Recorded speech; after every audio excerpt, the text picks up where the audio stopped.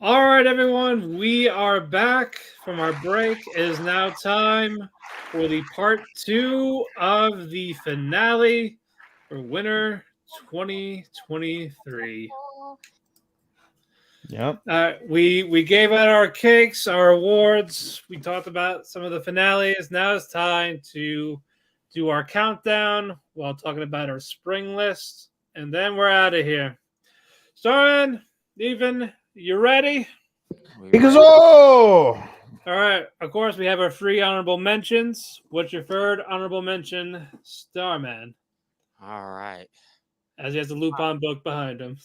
Third, I just had to show some love, man. My third honorable mention, um, was actually Revenger.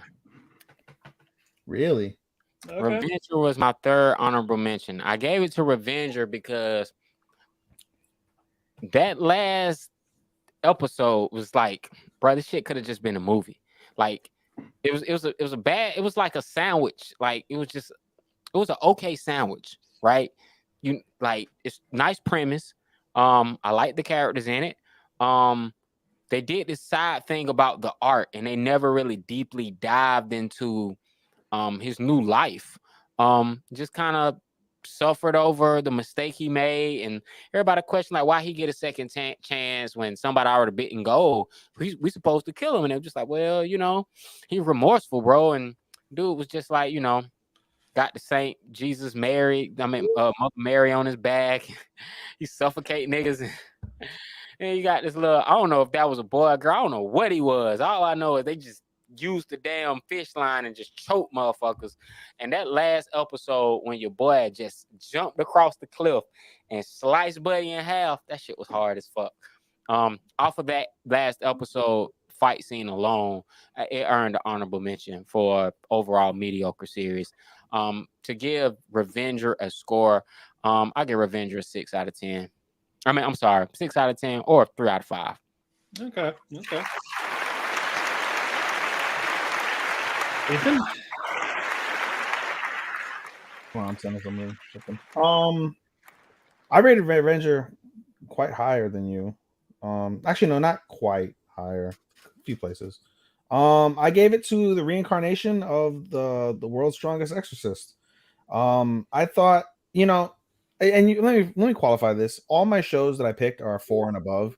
I'm very generous, as you guys know already, with my grades. So all things considered, I would say that 12 and 11 were about 3.75s, but I round up because of analyst. I can't put a 3.75 on analyst, so Right. we're about 12 and 11, 12 and 13 rather are 3.75s. 11 and up are fours. So reincarnation of the strongest exorcist, like I said, was pretty. It was pretty mediocre from that perspective. It was one of two shows featuring an OP character, and at the end of the day, like those shows are very fun to watch, but at the same time, they can be very repetitive. They can get old quick. I felt that way at different intervals from this, but there was always something cool about Seika, who basically has the ability to conjure like Akayashi and things of that nature, similar to Inspector in that way. But he commands them, and some of them are badass. Like you see different scenes where like they fucking just mercilessly kill motherfuckers. One was like a giant like spider-like creature ate somebody whole. Another one fucking sliced a bunch of motherfuckers. Another one freaking just stomped out a fucking beast. Like it was like there were some badass characters if that he would conjure, but the premise did get old, like OP guy, whatever the case may be. But we get revelations in the last 2 episodes that are very significant. I'm not going to spoil them here, but we do get 2 very significant revelations. The season finale, we see Seika just go ape shit because his friend got captured, kills a fuck ton of motherfuckers, and then he's so powerful, as a thank you for letting him basically rescue his friend, all the people he killed, he fucking resurrected. Like that's pretty fucking cool, I think. So I enjoyed the series, especially the last few episodes when we got the revelations and things started to really make sense. I thought that was really solid. So 3.75 out of 5 for me. All right. All right. For me, it's Inspector season two. Mm-hmm. I wasn't too crazy about it. I did like it a little better than season one. Mischief is there, concepts were there. Uh, but first Iwanaga was better. Mm-hmm. Especially Oh, I love when it. Horny Iwanaga was the best. I'm gonna talk about that soon. yeah, whereas we talk about her fucking tunnel wash and all that shit, but Yes. but again, other than that, the big cases didn't feel like big, especially the last one. They feel like something like something that you want to sink your teeth into. Like, what's the conclusion there? Mm-hmm, mm-hmm, It just felt like a normal case that was just 3 episodes. mm-hmm. But other than that, yeah, I gave it a 3.5 out of 5. Fair enough. Honorable mention too. Honorable mention number 2. All right, man. My honorable mention number 2 was a rom-com. I know where this is going. It's a rom-com. It has a following. People dig it. But I think because of that, I think it's one of those things you have to really be on it to really enjoy it. Otherwise, it gets old really fast. Don't Tow at Me, Miss Nagatoro season 2. Oh, Okay. I didn't expect that. I was expecting Angel Next Door. Yeah, Nagatoro didn't even make our list. It was either that or Inspector, but I think with all the other rom-coms that came out, Nagatoro just got overshadowed. Basically, 100% with Matt. But continue, Sean. Yeah, continue. No, that's it. Don't miss me. Nah. Unlike Uzuki-chan, which funny enough have similar main characters but are not from the same mangaka, like not even the same publishing company, and they both, the years they first came out seasons right after each other, which I thought was pretty cool. We do get to see Senpai grow. I do like the fact that he took off his glasses and you got a chance to just see him just look more handsome. And I like the fact that she's more clingy. Like now she claims him more like, nah, that's mine. I like how the relationship he has with his senpai is more defined. Unfortunately, they introduced this new girl that I thought was gonna be some trouble, but she ended up being like more support than trouble. And she didn't come until like the wee hour, like to the 11th hour is when she dropped into the series. Other than that, not much progress happened in their relationship. What really did it for me, why I had to take it down as many points as I did, was they gave me a whole 2 episodes about their fucking first names, bro. I get that's a real issue in Japan, but I'm hard pressed to really give a fuck about that shit. Like, stop milking it, bro. Like, damn, bro. Right. Like they just milked that first name last thing out. At least in Uzaki-chan when they did it, it was like it was funny. It was something there. And other people got involved, and it led to jealousies and all this. Yeah, this shit was just cringy, bro. Like, oh my god, bro, you like her? You been in her house? Like, you seen her? You got her first? Her sister told you her first name, but you refused to use it. And he didn't even start using it at the end of the series. He still called her by her last name. And I'm just like, bro, you just can't go to a girl's house when she's sick and still call her by her last name, bro. That's just stupid. Anyway, I can't wait till there's a spoiler I seen where they in the hot tub together later on at some point in the manga. And I can't wait for that. Season 2, I gave it a 3 out of 5. Yeah, even I also gave it a 3 out of 5. It's like more of a 3.5, but I gave it a 3. I rounded down in that instance for Nagatoro, but that's fair. Starman. I gave it to Inspector season 2. Like I said, no wait, did I give Inspector a 4? I think I did give Inspector a 4. But yeah, you were more generous than me. Yeah, I was more generous. It's like a 3.75, but I rounded up to a 4. But I mean, basically, like I said, I enjoy the difference in the anime because it's so different from what I normally watch. I'm either watching action or I'm watching rom-coms for the most part. You know what I'm saying? So to get like that mystery type of anime, and I focus more on the mystery than the thriller aspect of it. Excuse me. I have a question. Do they cover multiple like stories and cases? Yes. Yeah. It was Nanase the entire thing, and that shit got old. Yeah. No, they did. And one of Matt and I's big stickling points is the big issue, or the biggest story is Rika, and they don't cover Rika a hell of a lot. She's early in the season. She shows up for about 2 or 3 episodes, and then she's not really felt until the final episode. And even then, like, it's not in a critical real role. So, and we enjoy the Rika story very much. So that was one of the downfalls of it. But I still enjoy everything about the show in terms of how in depth everything goes. I enjoy the humor in it. I certainly loved Horny Iwanaga. She was fucking hilarious throughout the season. Kuro annoys me with the fact that he just refuses to just fuck her and be with her. Like, I get like why he doesn't at times, but other times it's like, bro, like, Iwanaga's fucking cool. Like, just pipe the bitch down, bro. Just pipe her down. Life would be so much better if you pipe her down for both of yous. But he fucking resists and makes Iwanaga more and more horny, which makes for more and more comedy. So I'm down with it. But yeah, I mean, to me, that's the only real downfall is I wanted more Rika story. Didn't get much Rika story, but I enjoyed everything that went on, especially the last few episodes were very, very intricate and had many layers and a lot. And as I mentioned previously in the previous podcast, it makes you really wonder, like, how many mysteries are the result of the supernatural. I find that to be quite intriguing because you don't really know it in the real world, but I bet you there's plenty of shit that happens that is the result of something supernatural that we can't fathom. And so it makes your mind wander, and that's pretty cool. If a show can make your mind wander and make you go, I wonder, I think that's a very redeeming quality. So 3.75 out of 4. All right. Honorable mention 2, Way of the House Husband season 2. This counted? Yeah. Oh, then what the fuck? I'm changing my comedy to Way of the House Husband too. I'm changing my no, I'm not comedy. That's the last show, bro. I didn't. Yeah, it was the first one that came out. Yeah, I didn't even think about that. Yeah. Oh, then make that my honorable mention too. Bump fucking Strongest Exorcist and put that at my number 12. Oh, what the fuck? I didn't even realize that. Wow. Yeah. Way of the House. Yeah, because we binged the 50 minutes in the first day. Yeah, you're right. A lot better. A lot you're better right, than part 2. Matt. You're right. So we're both equal then at 13 and 12. All right. A lot better. I didn't think about that than part 2. But again, I think the first season, part 1, it was just too good. Yeah, agreed. It's just hard to top it. And agreed. This was close though. This was close. Agreed. But no, I think it's still like a slight level up. Like like part 1 of season 1, part 1 of season 2 is like here.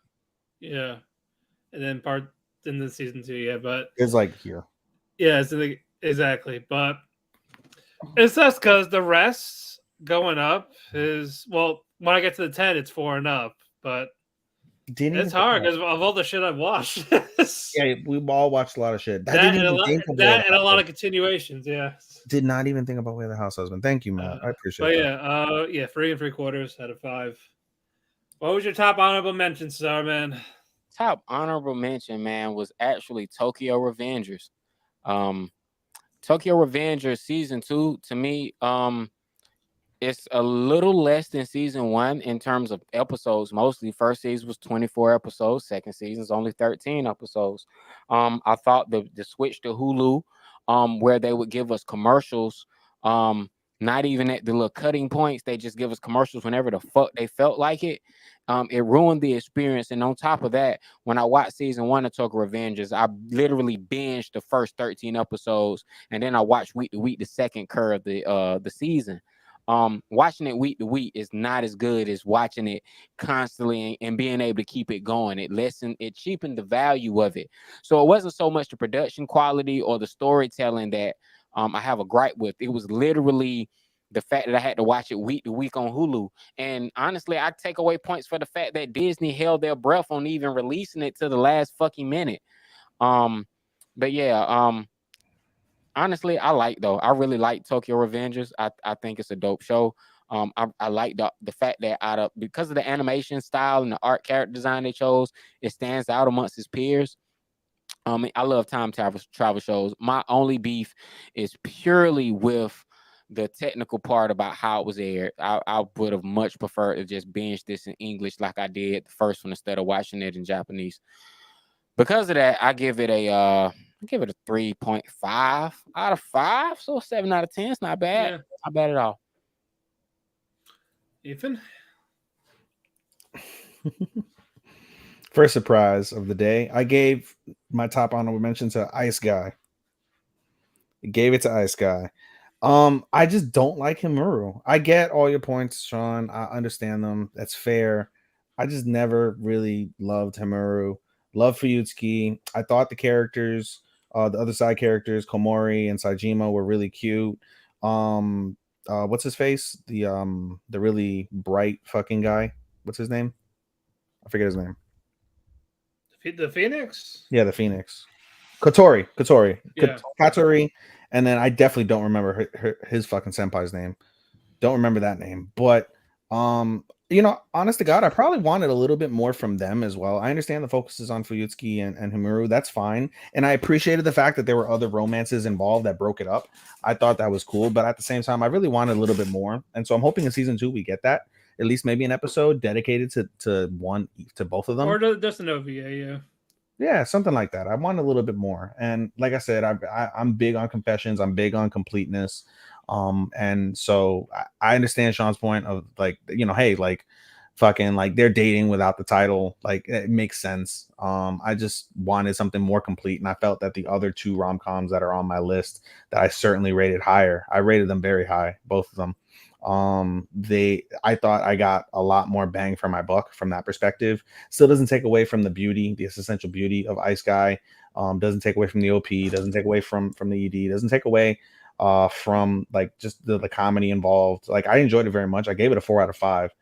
I just enjoyed the other 2 rom-coms more, and the rest of the other series is more. Right. My top mention is Tokyo Revengers. Honestly, the hype for a lot of people was dead. Like there was like hardly any season 2 hype. No, like we got the announcement, then the manga ended, then people knew what happened, and then it's just like it was just dead. And then all of a sudden we got a trailer like, oh, coming out next season. It's like, oh, it's here. Oh, you shouldn't have. You fucking shouldn't have.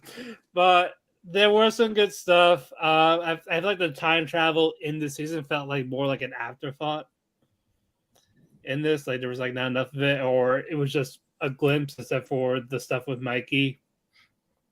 I don't like Takemichi at all. And I talked about them when we made him our main event. And probably the only time. I doubt it'll be the probably only time. But yeah. Taiji was okay.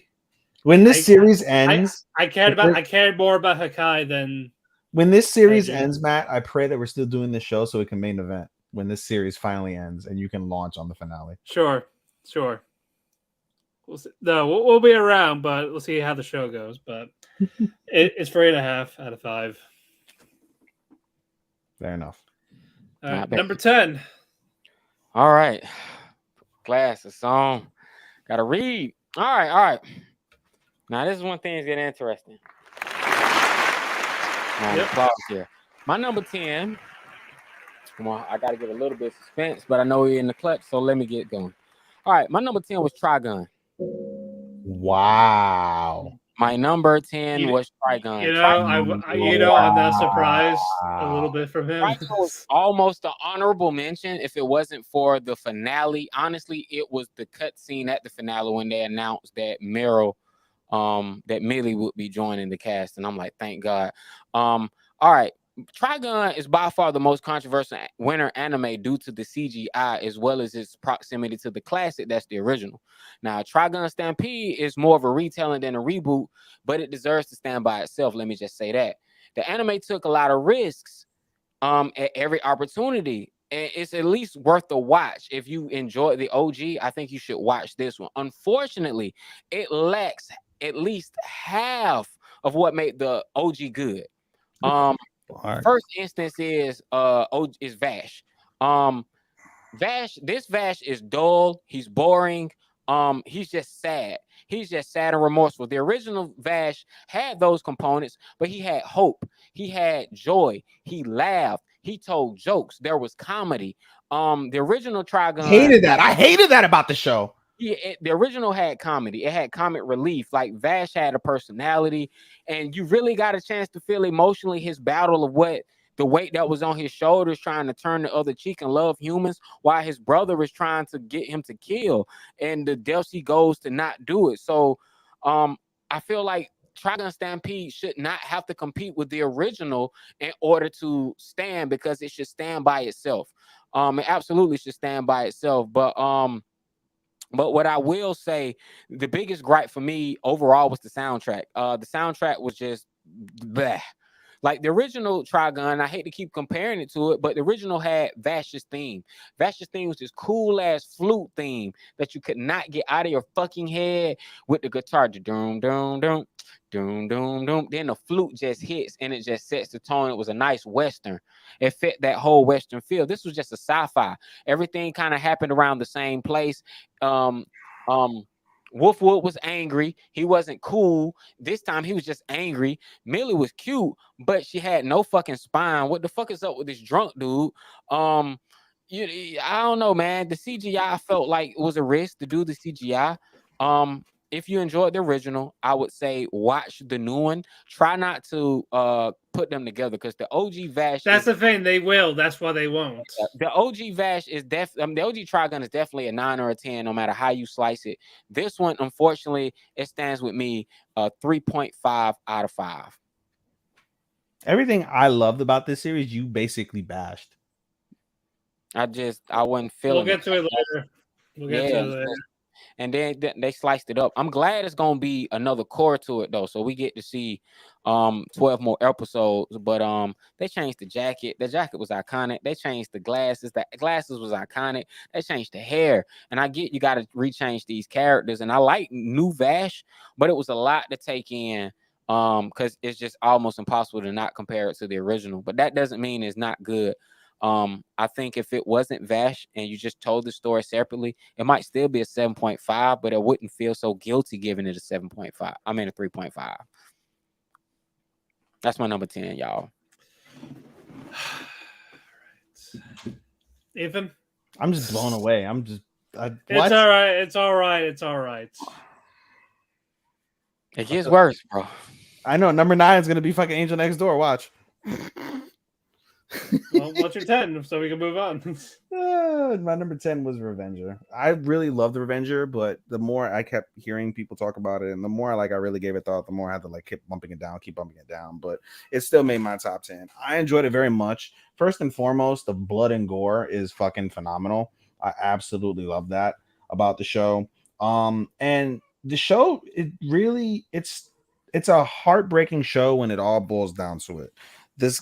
Our main character Raizo is tricked into basically believing that his father-in-law is peddling drugs, and so he's told to kill him. He does so for the greater good of the nation, but in the process we find out that he is tricked by his employer, and because of that, in order to get rid of the evidence and to keep the drugs for themselves, they attempt to kill him. And so the entire season, or at least the entire first couple episodes, focuses on his revenge to get his revenge on the man who made him kill his father. And not only that, because his fiance lost her father, lost the man that she loved, which we find out later she had different feelings for. She fucking committed seppuku. She stabbed herself in the fucking neck, and that's fucking raw. And the images of that haunt her. Haunt Raizo, our main character, for the entire season, and I felt that. And then just like the little what's it called, the reveals that we get, especially toward the end of the season, as he may likes to fuck around. Yeah. The little reveals that we get at the end, toward the end of the season, I thought were really well done. How Usui basically factors into the whole thing with Raizo and his father-in-law was very telling. I liked all the side characters. They all had their moments to shine. They all stood out. They all were fucking crazy killers.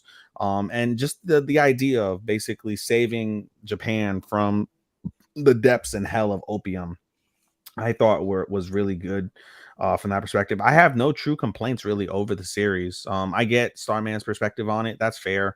I liked it a pretty decent amount more, I'd say. Like I said, I gave it a solid 4 out of 5. And I enjoyed it very much. Alrighty, number 10 for me, Ice Guy, his cool female colleague. Don't get me wrong, it is really good. It just came down to I liked other stuff better. I think my main complaint was Hiromu's ice thing, when he gets flustered. Like it got too much of the snowing like over and over and over again. I didn't want them to overkill it, and they did for a couple of episodes. So I got to the point that just distracting. Then and the only time it didn't change was like the second to last episode where he go, oh, I can calm it down now. I feel like I feel like there should have been an episode where she helps him calm it down. At that face of saying, "Oh, I can do it now." Like, and I feel like it would have been a more of a nicer moment between them on top of it. Yeah, but again, some episodes were just okay. We had some that were really good. Mm-hmm. So, pick and choose. I gave it a 4 out of 5. Yeah, still not a bad score. Okay. Yeah, give it a 4. Yeah. Number 9. Number 9. All right. Number 9. Number 9 for me was Magical Revolutions. All right. I've been talking about it because I gave it a few awards in the last show, man. This anime could have easily been one of the top anime to start the year. Unfortunately, the 12 episode format killed the show. Like 12 episodes wasn't enough to really flesh out the world building needed for the politics that are deeply entrenched in this anime. Also, I felt the pacing was a little bit rushed. It's like you watch it, like you get to the dragon episode, you get to the episode of the brother, and then it's like, oh, we're already at the end. It's like, damn, like it felt like it was not a lot of build up. Now, don't get me wrong. Visually, it's stunning. What is left is a stunning Yuri where the main character builds somewhat of a harem. And she's a total badass. Like, she keeps collecting them. Like, bruh, like collecting bitches. Yes, bruh, she be pulling them. And I really like that because she means so much to all the other women that she encounters. And she just becomes a strong, everyone sees her strength. And you learn that it's even when you learn that it's kind of like a front, because she's scared and she really doesn't feel valued because she doesn't have magic. She still, like, through the power of friendship, just empowers herself to really see how strong she truly is. And I really like that story. It's a rich dynamic. The action isn't always as potent as it could be, but the final episode is probably the biggest hyped up fight, but it's literally over in like a couple seconds. But there are other more satisfying fights. Like the fight when she fought her brother was one of the best fights of the whole fucking series. They spent the whole episode on that fight, and I thought that was really dope. For that though, I gotta give Magical Revolutions 3.5 out of 5. It deserves the praise it gets. Okay. Ethan. Number 9 for me was I'm trying to think whether I want to do this as number 9 or number 8.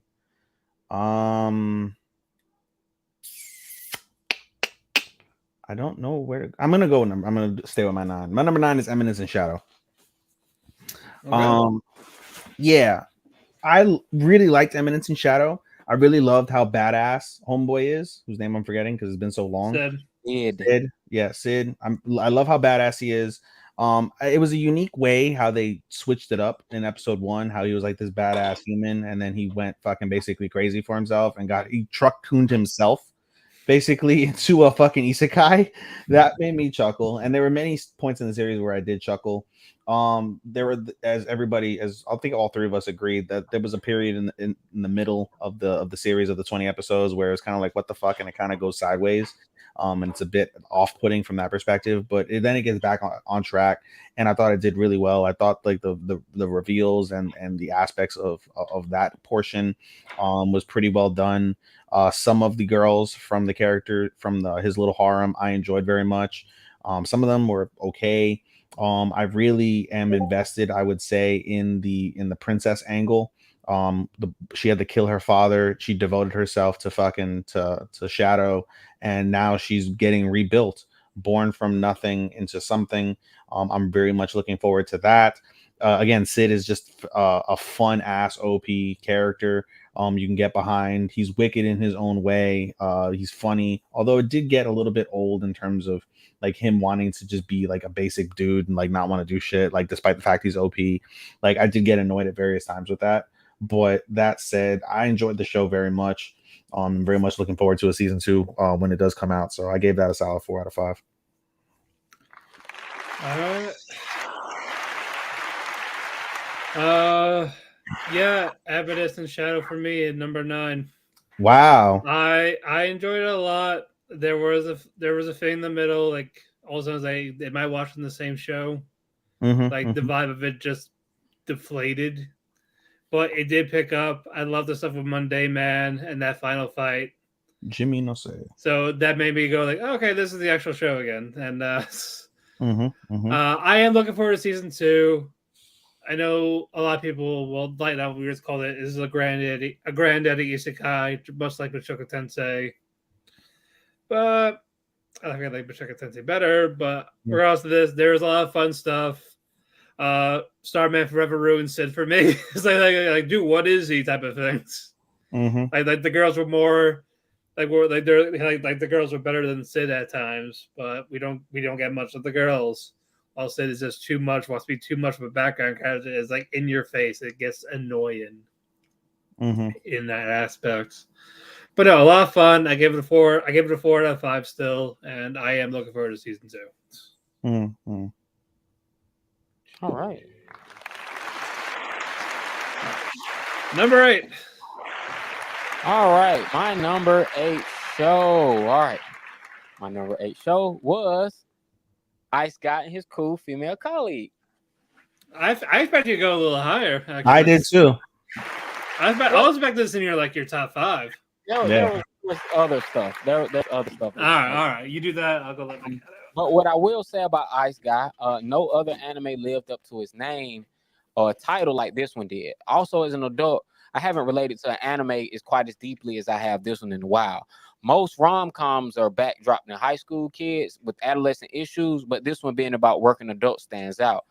The love story presented felt more realistic, which is funny when you consider it's all about these ancient like spirit ancestry that most of the main characters have. The supporting characters, their love stories aren't fleshed out, and that's like literally my biggest knock. Is I would have loved to see the other romances that went on in this office. But one thing I realized that makes this anime so special, I really do feel that the anime is only as deep as your emotional intelligence allows you to swim.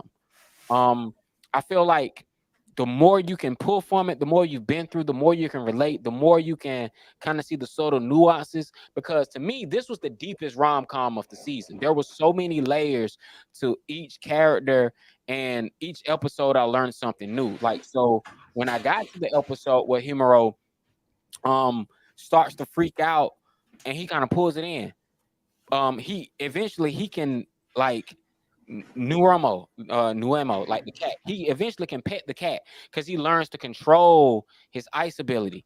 And he tries to get a cat, picks the cat up, and returns the cat. But they go through this little touching thing where they're always down for each other. Like I said, they had my best guy, it had the best romance. And to me, it was just like the best couple. There were so many best in it. It's a damn shame I gotta put this one at number 8. I really love the character design, and the animation when they look in each other's eyes and the ways the eyes move. I thought that was just fantastic. I've never seen that in anime before. This anime has its charm.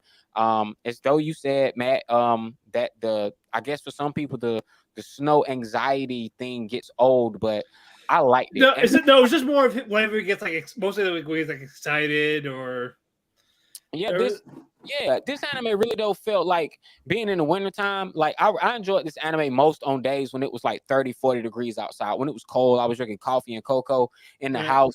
That's when it really felt good. It really just felt the vibe. On top of that, the that's fair. And the ED for the song, the ED was nice. This was like my second favorite ending. It was just a nice, cool vibe.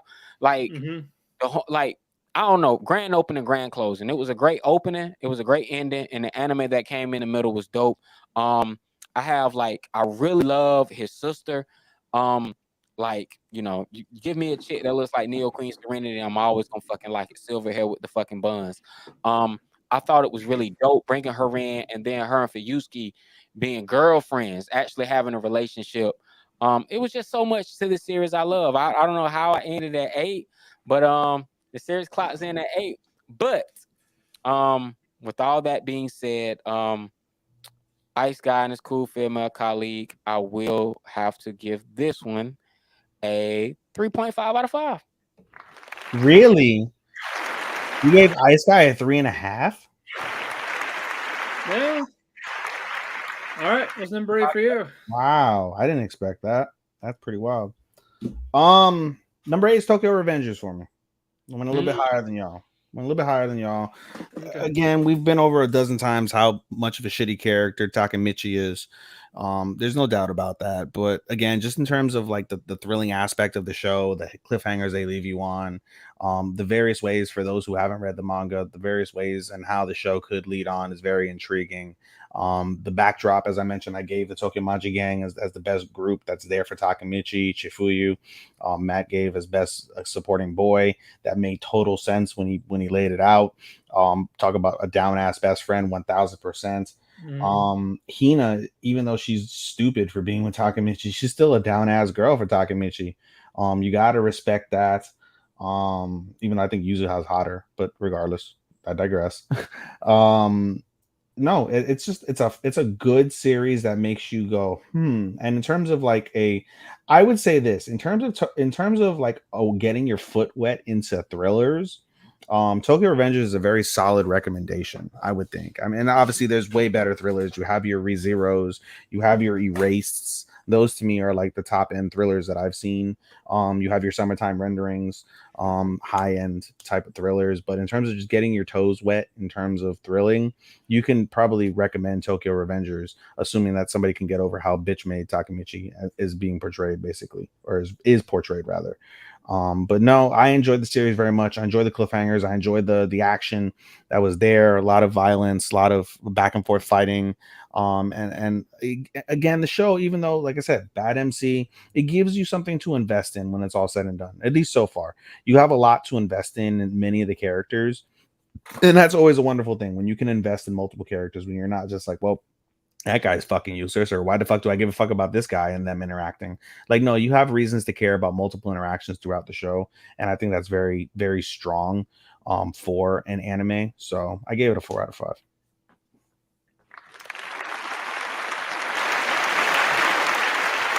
All right. Onimai. I give it to Onimai for something that I have watched in the span of a couple of days. It was able to go before I had it as an honorable mention 2. Then in the middle of it, I had it at 10, and with everything else I watched, I feel confident enough to give it in a number 8. Characters are great, adorable interactions. My big complaint is mostly the OP, not the song. I think the visual, it just, especially in the beginning, it just screams lollybait.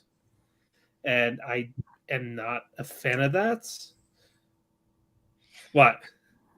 Nah, you preaching, bro. Because No, it was it was like 10, 15 seconds, but you got her Mahiru like bent over a couple of times, wearing these types of outfits. Their And it's supposed to pantsuit. be no pantsuit, but is it the swimsuit? she's in a school swimsuit, and it's like just fucking water, and it's It's like weird. It's just that don't sit with me. until you like on the in like the opening sequence, like they kind of like, you can skip it though. You can always skip the opening sequence. Yeah, I know, but it's still there. I still have to call it out. It's just very unnecessary. And there was a couple of shots during that, but you know what? It happens. What can you do? But with the OP, it just felt very unnecessary. You don't need that, especially if something that's portrayed as incredibly wholesome, you're misleading them with the OP. If that's the first thing they watch about it, like they're not gonna give a shit. Like they're like, what the fuck is this? So it's a misleading thing, and you get that bit of degeneracy. But outside of that, it's an incredibly wholesome show with wonderful characters. It's funny when it gets funny. It's very colorful. It's my favorite animation of the season. This is how smooth it is. So with those little complaints, I still give it 4.25 out of 5.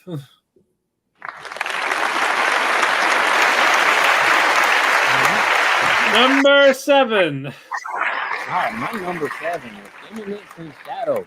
Okay, so basically 1 up, 1 or 2 up, yeah. So Eminence in Shadow is an odd anime, right? Episode 1 kind of felt like something out of Batman, and I'm positive that was the intent. Like, yeah, exactly. It's guy to death with crowbars was just hooked. Bro, I'm fucking hooked. He on some Batman Robin shit with these crowbars. I'm like, okay, this is hard as fuck. But then from there, they isekai this shit out, and I didn't know it was an isekai, and I was like, okay.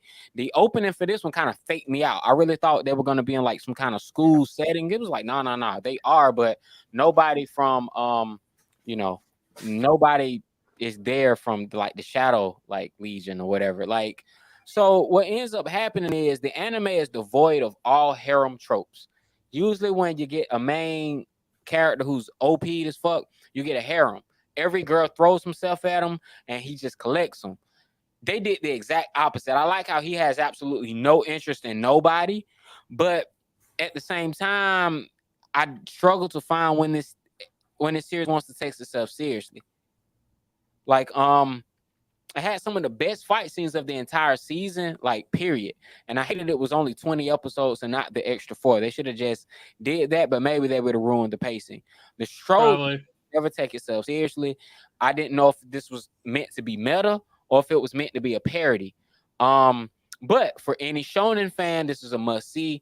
There's a badass main character who gives me Lelouch Zero vibes, the way he dresses, the way he talks. And whenever he just kills someone, he does it with the complete utmost style, the most style he can. And I like the fact he's all about style. But and he doesn't give a fuck on top of that. He don't give a fuck. Like, I killed you. Oh, sucks for you, bro. Move on. But that this show does not take itself seriously. Like, if Shadow Garden would have been explored, if we could have got more on the women in Shadow Garden, like Alpha, Beta, like Epsilon, if we could have got more backstory or got more shit on them, because even when they brought up the elf that looked like Epsilon, we're like, it looks like Alpha. We're like, wait a minute. So y'all not gonna talk about that? What the fuck is going on? So I felt like it was just so much they could have addressed, but they didn't. And then they cut it to 20 episodes. And I'm like, bruh, y'all could have did 24 episodes and just explored all this shit that I'm griping about, but they chose not to. For that reason and that reason alone, I gotta give it a 3.5 out of 5. Man, you really are harsh with your fucking ratings. I feel like I get them. I feel like they're a little harsh. Yeah, that's fair. It's his ratings, man. 7 ain't a bad score because 3.5 is good. Yeah, and I rarely give anything 10, bro. Like, I feel like it's a little over mid. Like, I feel like, I feel like 3 is mid. It's what you expected, and you were satisfied with it. I feel like 3.5, like slightly expected. I could not give it a solid 4, bro. I was just like, bro, I can't give it a 4 because it just don't take itself seriously. And the biggest question of why something that's gonna get an 8, 9, and 10 is, will I watch it again? Am I gonna get the inclination in a couple of months to rewatch it? And now, for me, that's fair. For me, I don't watch anything. I love the fuck out of so many shows. I will never go back and watch them. Yeah, a 7. Once something is 3.5, that means I enjoyed it. It met all my expectations, but that didn't necessarily exceed any of them. It just it checked everything off the list, but didn't add anything extra. Yeah. Right. All right. What's your 7? For the first time in my listing, I can claim Boruto in my listing. Number 7 for me is Boruto. Now, let me give you about contemplation number 1. What the fuck? Let me give you guys a breakdown on why I chose Boruto. At the end of the day, when Boruto sticks to the manga, Boruto is a really, really good series.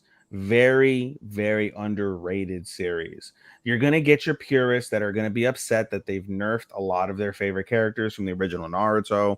I understand that. You're going to get a lot of haters that are going to be like, well, Boruto's spoiled and he's pretty OP himself since he has 3 ninja styles, right? Water, wind, and lightning. I get that to a certain extent, right? But the story that they portray when it's stuck to the manga specifically is really solid. The animation for the most part is fairly consistent. There are times when it does like taper a little bit, And it is fairly obvious to see that, and it is a little bit of a letdown. But when the animation is on its like best, like its peak, it's really fucking good. The action scenes on all of the most critical fights throughout the entire series are really fucking enjoyable. You can get into them. They're pretty fucking like they stand out. They 100% stand out. And while you're not going to get all the entire depth of story with this like you did the original Naruto franchise, I still think there's enough of story to invest yourself in it and enjoy it. And I, like I said, for there was 293 episodes. I can probably tell you that I don't know. I mean, it's shitty to say, like 200 something, maybe more, maybe less. I need to do the math again. Over 200 something of those are 100% worth your time, critical to the story. And yeah, when it does, like when the episodes suck, yeah, they're pretty fucking bad. Honestly, I can't really defend it. But again, I just focus on the main story. And in particular, since I'm choosing it for a seasonal, I'm talking about an all-encompassing 293 episode review. But in reality, and if you want to look at it just from the seasonal perspective, the season focused a lot on two arcs. It focused on a pre-arc to the code arc, and then it focused on the code arc. The code arc was absolutely phenomenal, and it's not even really done. How they managed to adapt the manga was superb. The fight scene that we got with Kawaki and Boruto was fabulous, was engaging, colorful, powerful in terms of if you stuck with the series and you knew the backdrop of how everything has gone on since the Boruto movie, which is around episode 66 to now, where you get this initial fight between Kawaki and Boruto. And then you have to keep in mind all the way at the very beginning, the first opening moments of the series, you have a flash forward with Boruto and Kawaki fighting on the stone faces as the village is completely and utterly destroyed. The seventh is either dead or in some sort of mystical plane. We don't know where he's at. Sasuke, we learn later, gets nerfed. Nobody knows where he's at. And this is just a fight. And as the series progresses, it becomes not a fight over two enemies. It's a fight between two brothers who have different idealistic ideas of what the meaning of everything means. And everything, when you look at it from a human perspective, can mean so many things to so many different people. And that's one of the best things about being human, is that you find value in whatever you find value in, and that means the world to you. And that's a wonderful thing to really kind of flesh out from that perspective. And at the end of the day, it's really, I enjoyed so much how they wrapped up this initial series of Boruto, by having that face to face on the mountaintop, talking about what everything means to them. And then the series ends with the flash forward, and it ends with them engaging. They fight again. End series, Boruto is like on the screen, and it's a poetic end to how the story began, and it really paid off all the best pieces of the show thus far with 293. So as a whole, all things considered, I gave it a 3.5 out of 5, just due to some of the discrepancies that I've mentioned that are so damn glaring and so damn bad. But in terms of the arc itself, I easily gave this arc a 4.5 out of 5. I enjoyed the fuck out of the code arc, and the fact that it's not even done, I cannot wait. For them to adapt it in the new series. And yeah, if you're a fan of Boruto, if you're a fan of Naruto, I would highly suggest you watch Boruto. You're going to deal with pain and aggravation and frustration. That's why I would recommend going and finding a comprehensive skip list of episodes you can skip. But if you just focus on the main manga portions of it, you will find great pleasure in watching this over the course of time. 100% would recommend from that perspective. Alrighty, number 7, Buddy Daddies. Ooh. I liked the last few episodes, but I would say at the beginning of it, it felt a little generic for me. Like there was funny moments, like I lived with Bukowski, but I didn't care much about the characters in terms of progression. But it did get better as times went on, and the fact that they had to make us sympathize with Miri's mother, like after after how horrible she was, all of a sudden, Mom of the Year, no, get the fuck out of here, no. I guess she's trying. I appreciate the effort when she was trying to do it, but at the same time, I feel like she just didn't want to. She only said yes because Q says, "Hey, take your daughter," without any details. So that just did not sit right with me. Like she went from being this horrible person and drunk, and all of a sudden, oh no, I'm so sorry. You're the best. You did nothing wrong. No. I didn't say it right. I love the progression of Ray mostly than Kazuki, because with Kazuki it just felt short, unlike Ray. Ray was going out like trying like not be his father. With Kazuki is just basically he felt unappreciated and couldn't move on. But I like that moment with the sister where like memory shouldn't be a prison. I like that. I definitely like that a lot. But it was funny. I had a nice slice of life. When action was there, it was good. This is more of this other stuff was better. So I guess 4.25. Hey. Number 6. All right. Number 6. It's gonna really throw you for a loop. All right. Number 6 was a rom-com.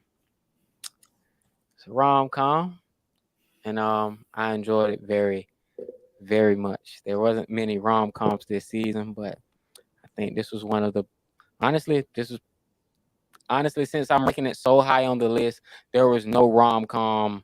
Actually, there was one. There's only one rom-com that kind of hit it. But anyway, let me stop dragging this shit out. My number 6 is Agretsuko season 5.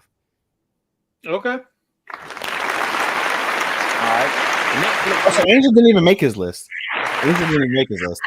Yo, the season 5, it completed its run, right? We've been watching this shit for 5 years. The final season made the main girl, Agretsuko, a supporting character as opposed to making Haida the front guy. Now, this is considerable when this makes sense when you consider the fact that Agretsuko last season was getting her shit together. She's dated a billionaire. She's ran famous, went viral on YouTube. She joined a pop idol group. Agretsuko has done a whole lot for her life. And they bring a lot of characters that they put on the shelf because this season was about Haida. The first half of the season is all about Haida. It wasn't even about Agretsuko. It's about Haida and how Haida's really trying to get his shit together. He finally gets the girl that he wanted. He's been chasing her all these seasons. He finally gets her, and now he's unemployed, staying home, and she's taking care of him. And it gets really realistic when she's like, tough love, like, you got to get the fuck out. You find out he's rich, but he refuses to rely on his parents for money. They do this interesting twist where he stays at an internet cafe and he meets this runaway and he wants to kind of mentor her, but she's like, dude, I don't fucking know you. Who the fuck are you to tell me to get my life together when you don't have your life together? Shit gets really fucking real. Because he got fired last season and he's really trying to bounce back. And the season ends with Agretsuko it being about her rage. I will say, Matt, you did not say which was the best musical anime. Agretsuko was my choice for best musical anime because she does sing, she rages, and I forgot you watched that. So the death metal, I really like it. But no, overall, Agretsuko final season stands among some of the best it has to offer as far as all the seasons go. Their relationship is really believable. It's believably written. It's endearing. The political plot line at the end kind of threw me off a little bit, but I still felt like it was a good way to bring in past characters from past seasons that you didn't see or didn't get a lot of shine this season.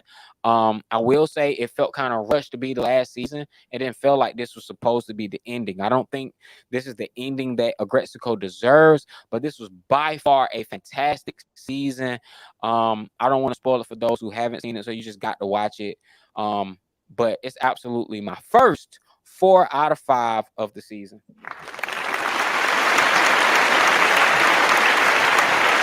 issue 6.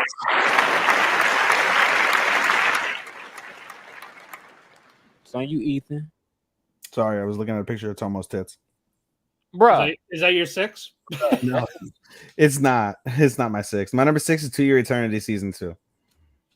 All right. Season 2 of 2 Year Eternity. This season was exponentially better than season 1, in my opinion. I enjoyed it so much. This was another one that you probably could have put for like thriller, and it would have made sense, I think, in some regards.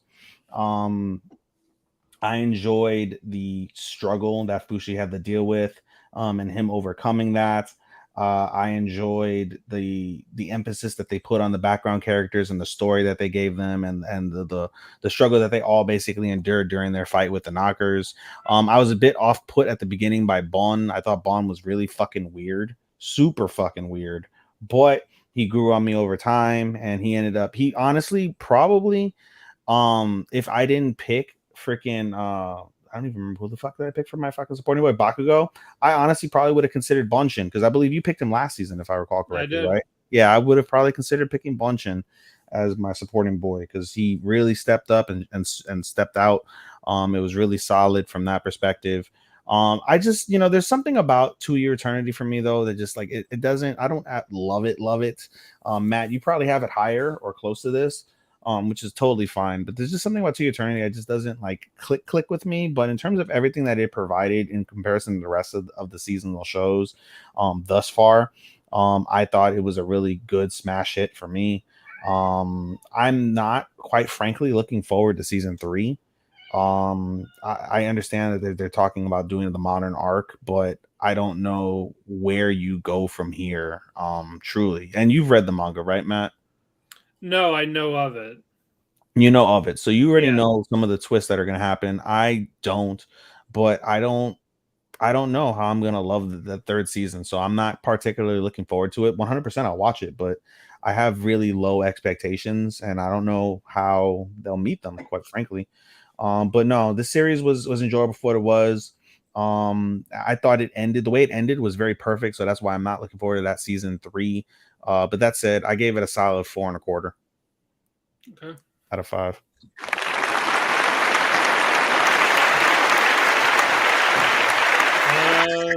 Number 6,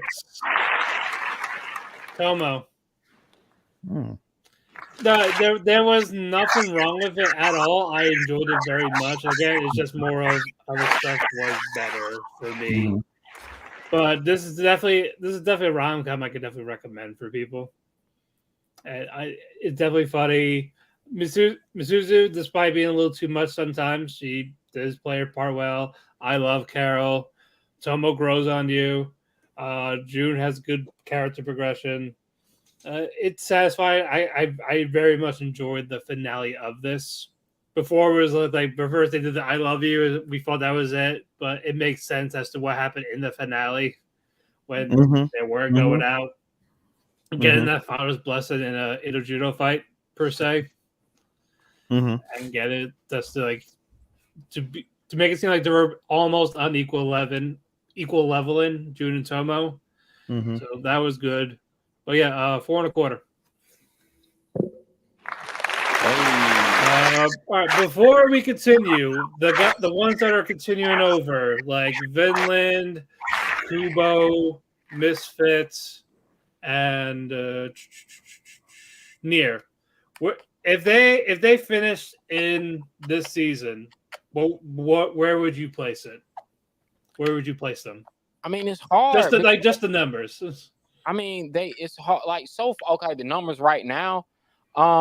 Vinland right now, the last couple episodes, like I would give it a 4, based off of the last couple episodes, because they finally gave me some action. That farming shit was about a lot of emotion, but that's not why I watch Vinland Saga. It's why I stay. But the reason why I watch is fucking Vikings chopping motherfuckers the fuck up. So, it gives me that, but it gave me more, and I like how they surprised me and they made me think farming was that damn interesting. Nier Automata, visuals alone, it's a fucking 4. Story wise, it can only go up because I play the game, so I kind of know what happens. I'm just like, bro, it's good. I don't think it could be less than a 4 because the game is just fucking good. And what was the last one? Misfit, and then Kubo. Never watched Misfit. and I dropped Kubo after a couple. Alrighty. Even where would you rank if you could put like Misfit, Kubo, and Nier on your top 10? Where would you place them, or even on your mentions? I don't know where Misfit would have landed, so I don't want to judge that one. I would go basically off of Kubo. Just like what you've seen, yeah. Yeah, I mean, from what I've seen from Score. I can't put him on the list. That's why I just said. Yeah, no, that's fair for you. Kubo probably thus far for me would be like a 3.75. Yeah, I'd say comfortably 3.75. Off Nier, I enjoyed Nier. For someone who didn't play the game, don't know much about it, I enjoyed it for what it was. That was a 3.75, maybe 4 for me. Honestly, if Nier had completed, I would have definitely put it probably in my top 10, all things considered. The way that my top 10 ranked out, it would have at least, if Nier completed and would have been as good as you guys like indicate that it is, it would have been at least my number 8, at least maybe number 7 for me. And yeah, that's about it. Nier complete Trigun doesn't make my list. Misfit, it wouldn't have made it anywhere. I think I gave it a 3 1/4. Kubo, 3 3/4. It probably would have been honorable mention 1 if that had continued. Nier, it was definitely a 4 for right now. It probably would have made it as number 7. And honestly, Villain would have been number 1 for me if it finished. But it didn't. So it's still going. So it has a high chance of being around there when it's completed. But for spring, I have a good feeling it's probably gonna be your number 1. I don't know. It depends on how the rest goes. There's some good contenders so far. We'll get to them later. But no, I gave the first core a 5 out of 5. That's because I had read it, I knew what I expected, and I got exactly what I wanted, and I felt very satisfied with how they did it. All right. Speaking of, what's the top 5s? Top 5. All right, man. All right, man. My top 5. Man. For the top 5 moving forward, you need to put like I got 5 on it, like fucking thing. I got 5 on it. Yeah, you got to put some shit like that for your 5 when you have 5. Man, you could. All right, man. Here's my top 5. My number 5 is Buddy Daddies. Okay. Buddy Daddies. The initial episode of Buddy Daddies was one of the biggest fake out in anime I can remember for a long time. Like, they were killing people. It was like bro, Ray was going fucking crazy. He was going nuts. I loved it. But I was assured that this was going to be an action-packed, gun-toting, gung-fu adventure. But what I actually ended up with was 2 assassins attempting to balance.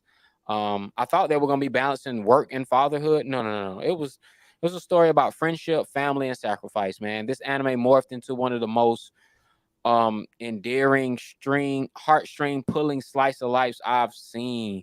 I'm not going to lie to y'all. I shed tears on 4 episodes. I don't have kids. But on at least 4 episodes, I was so deeply touched and moved.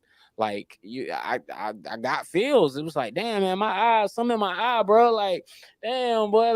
Like I think one of the scenes that did for me is when Mary got lost and the police find her, and Ray was finna run, and she saw him, and he looked, and he just went, and just like, man, I ain't finna like leave her. And we got into his backstory, and I was like, damn, that's pretty fucked up.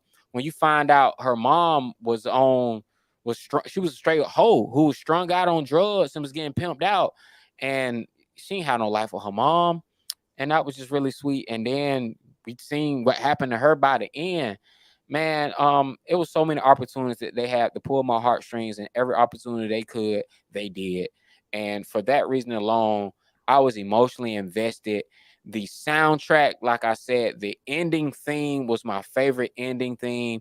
The background music for this series is really dope. Their style points, but man, Mary is just wholesome and just something to hold dear. She has to be protected at all costs because they really showed out with the animation. This was gonna be a Spy Family ripoff, and it was nothing even fucking close. Yeah, I apologize before we did the review of the finales. It stands in its own lane. It ain't got nothing to do with Spy Family. It's just assassins and a girl, and a little baby. That's the only thing you can kind of compare to the two. But the voice actress for Mary, bro, give her award now. Even more so than the voice actress for Carol. I don't know. They did 2 roles at the same time, so maybe they need to fight that out. But no, man. I really enjoyed Buddy Daddies like a lot. This wasn't the anime I wanted, but it was the anime I needed. Very good. Calculation. Even? One correction, Starman. It wasn't drugs. Go My ahead. score is 4 out of 5. One correction. It wasn't drugs. It was alcoholism. She was alcoholic. No, yeah, 4 out of 5, man. 4 out of 5. Yeah. Number 5 for me was Tomo-chan. Okay. Gave it to Tomo-chan. The show grew on me throughout. The show grew on me throughout. It was my comedy of the season. I had many moments where I laughed. Carol grew on me exponentially. I hated her at first, and then I loved her. And then Mizuzu became a bit too much, but I always loved her. The little side, we got a second side romance between the senpai and Carol, and I thought that was nice, despite the fact that the family tie is a little bit weird. But I'm not going to talk much shit about that. That is what it is. But again, the dynamic between Jun and Tomo was really special. Tomo bent over backwards and sideways to try and appeal to Jun, and it's very slowly but surely Jun, started to figure out things, started to realize things for what they were. And at the end of the day, it's very much a coming of age kind of perspective from Jun's side, which is really nice. He thought of his best friend, always considered his best friend, didn't consider her as a woman, and then slowly but surely started realizing all the stuff that's been done, like that's happened throughout their lives, and started realizing like, yo, like she's more than just like my best friend. Like she really is someone that I can rely on, that I can love, that I can trust, and that I trust, and she trusts me. Like we have a special connection that goes beyond just friendship, and she really is fucking smoking hot. Her glow up throughout the season was really, really nice to see. And I enjoyed, as I mentioned, the finality of it. Like the confession was really solid. The way that it worked up was funny and solid. The final kiss was special. I enjoyed that conclusiveness very, very much. Surprisingly so, all things considered. And so I definitely gave this about a 4.25 out of 5.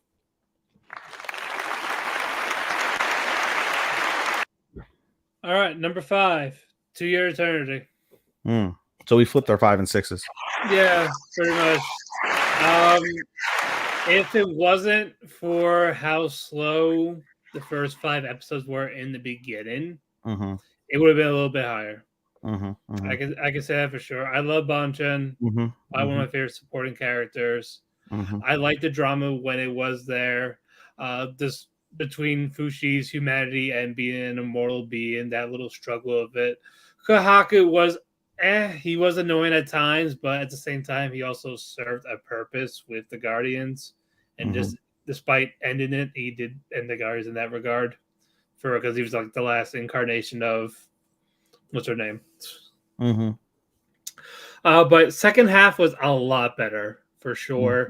The fights was good. The knocker did drag a little bit, especially the ending, where basically I love that everyone got reincarnated, and I wish I saw a little bit more of the fight, of them fighting together, instead of just a few slideshows. So I think I would have done a little bit more with that, and I liked how everyone, aside from March, just lived their lives after when Fushi lost consciousness, how everything played out. And at the end of it, there was a happy ending where it's a modern era and Fuji can bring everyone back again. So I gave it a 4.5. Number 4. Number 4. All right, man. 4. My number 4. Shout out to Ethan. My Hero Academia season 6. Okay.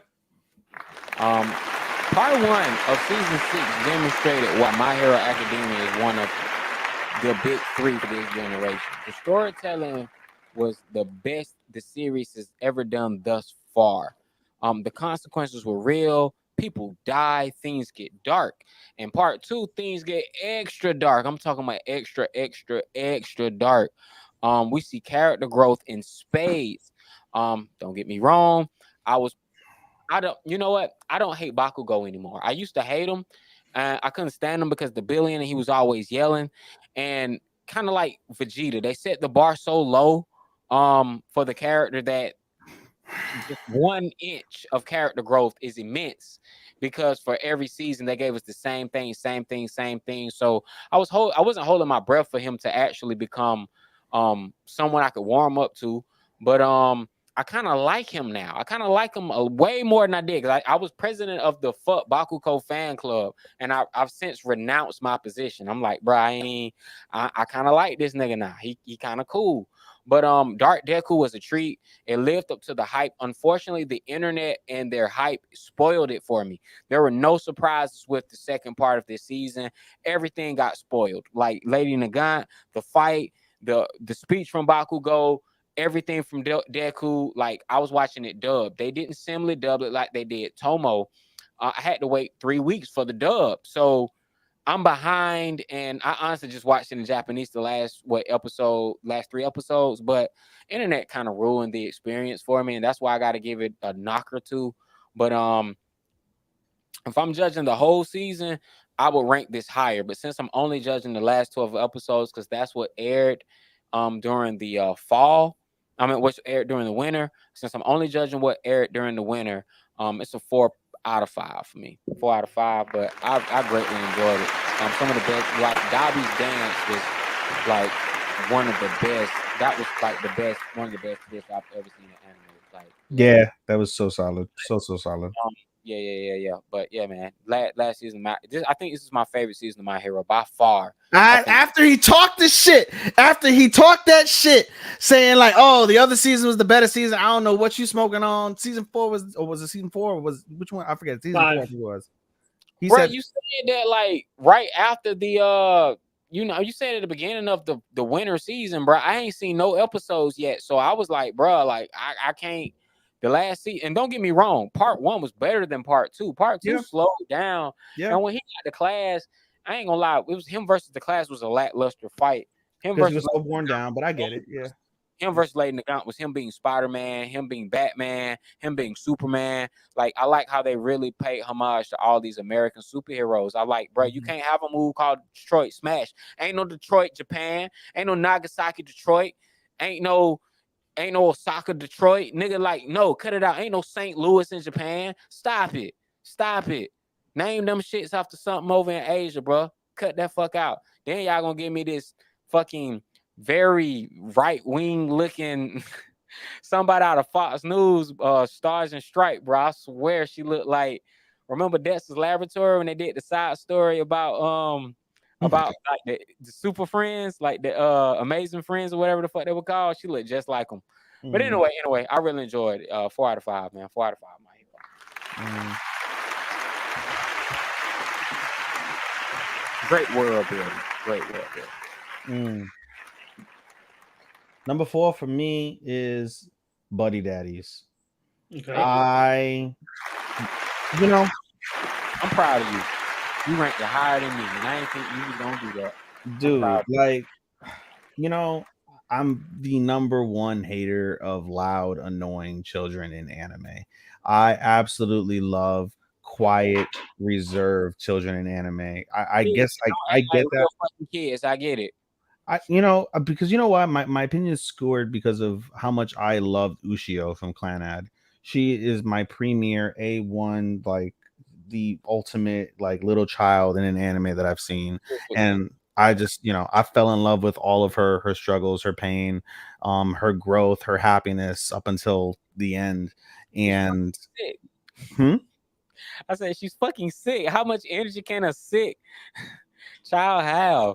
Enough to kill her.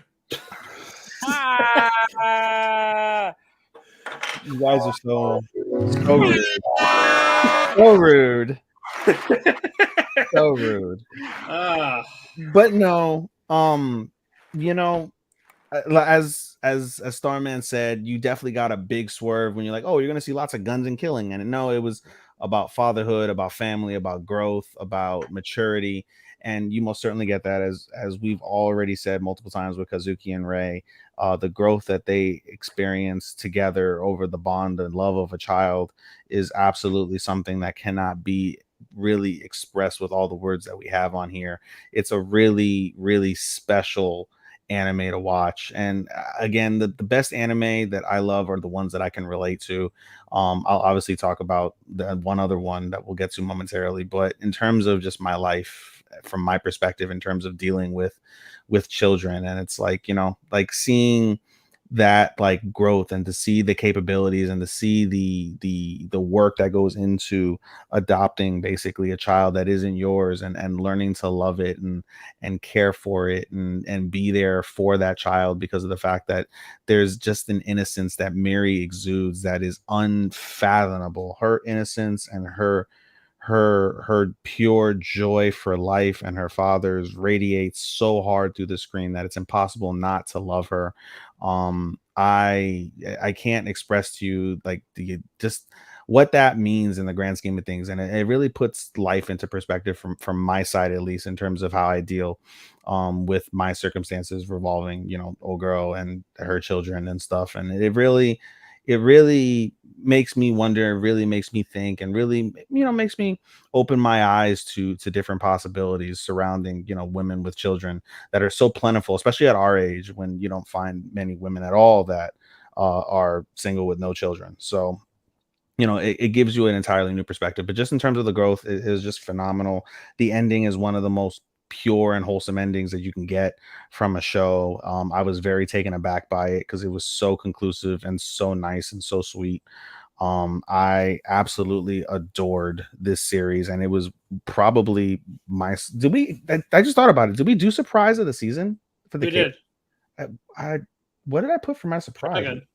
I put Trigun. I mean, if it wasn't for Trigun, this would 1000% be my surprise of the season. As Starman said, this wasn't the anime that I anticipated. I totally anticipated going into it hating it the same way that I kind of do Anya and Spy Family, where I'm not the biggest fan of it.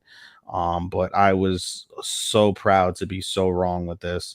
And like I said, I gave it a fucking 5 out of 5. That's how much I was moved by everything. And I wasn't Starman. I didn't cry at any real point. I don't think. I don't recall. I probably did maybe once, but I just don't recall when that would have been. But regardless, it's a very special, very surprising anime.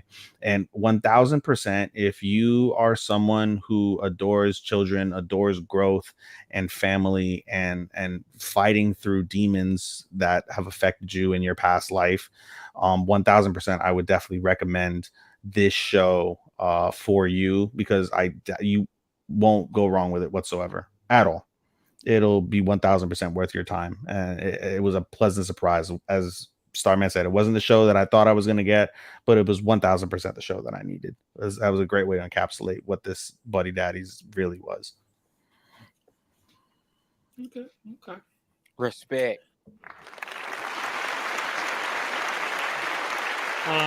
Number 4 for me is Angel Next Door. I did like it a lot. Aside from my stuff with Mane, even though Starman had pointed out a little bit better.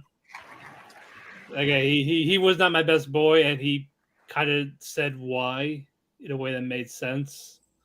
I think my only little issue, I think there was too much inside. There's a lot more inside. Like, I want to see more interactions outside than just the living room and the bedroom. I would like more and that, but I do appreciate the growth of Imane near the end, despite him being what his quote unquote trauma. But they are good together. There will be, if there's a season 2, it'll probably improve for sure.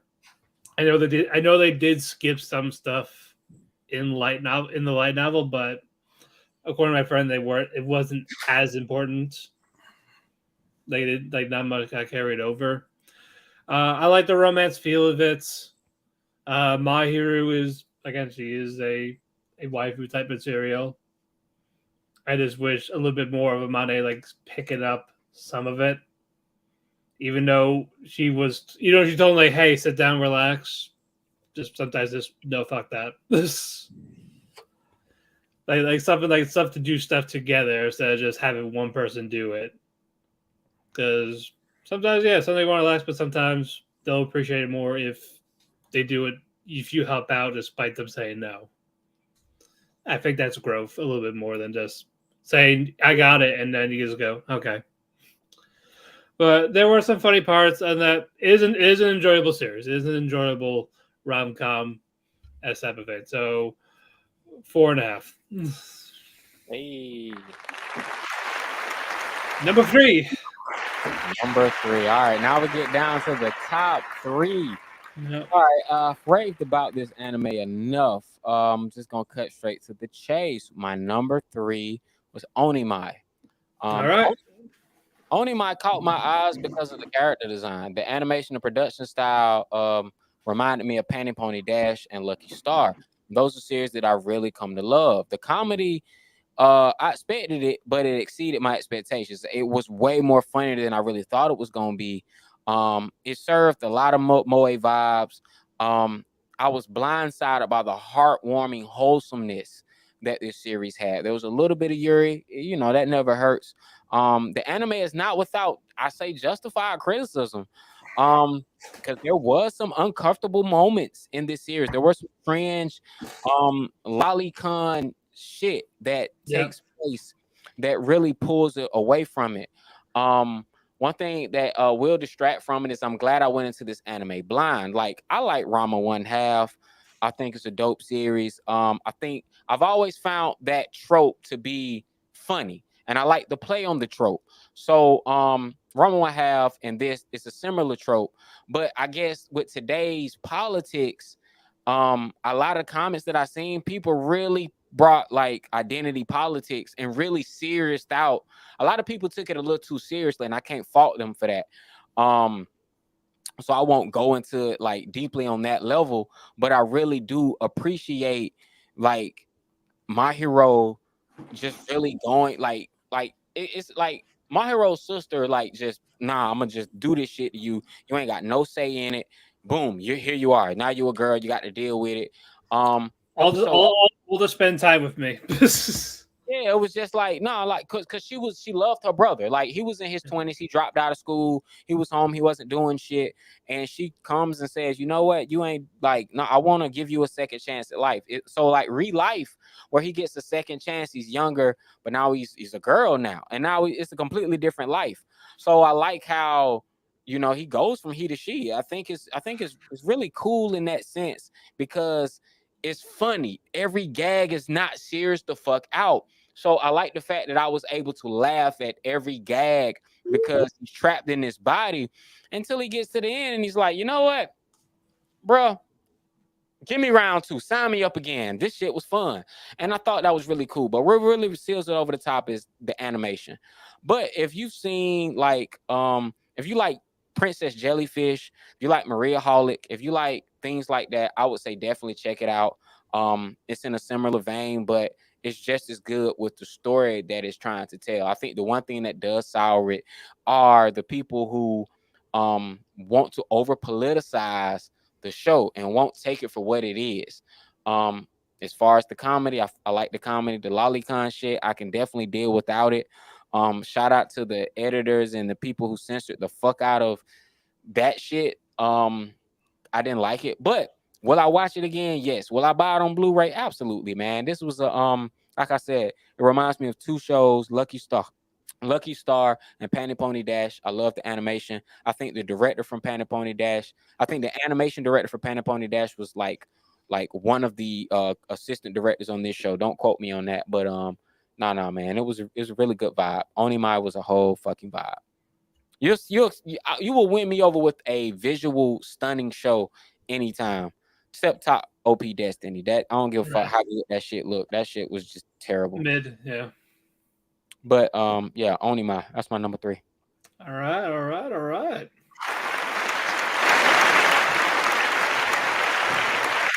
Ethan. Here we go. Here it comes. Angel Next Door spoils. I already knew. I was like, give me your angel.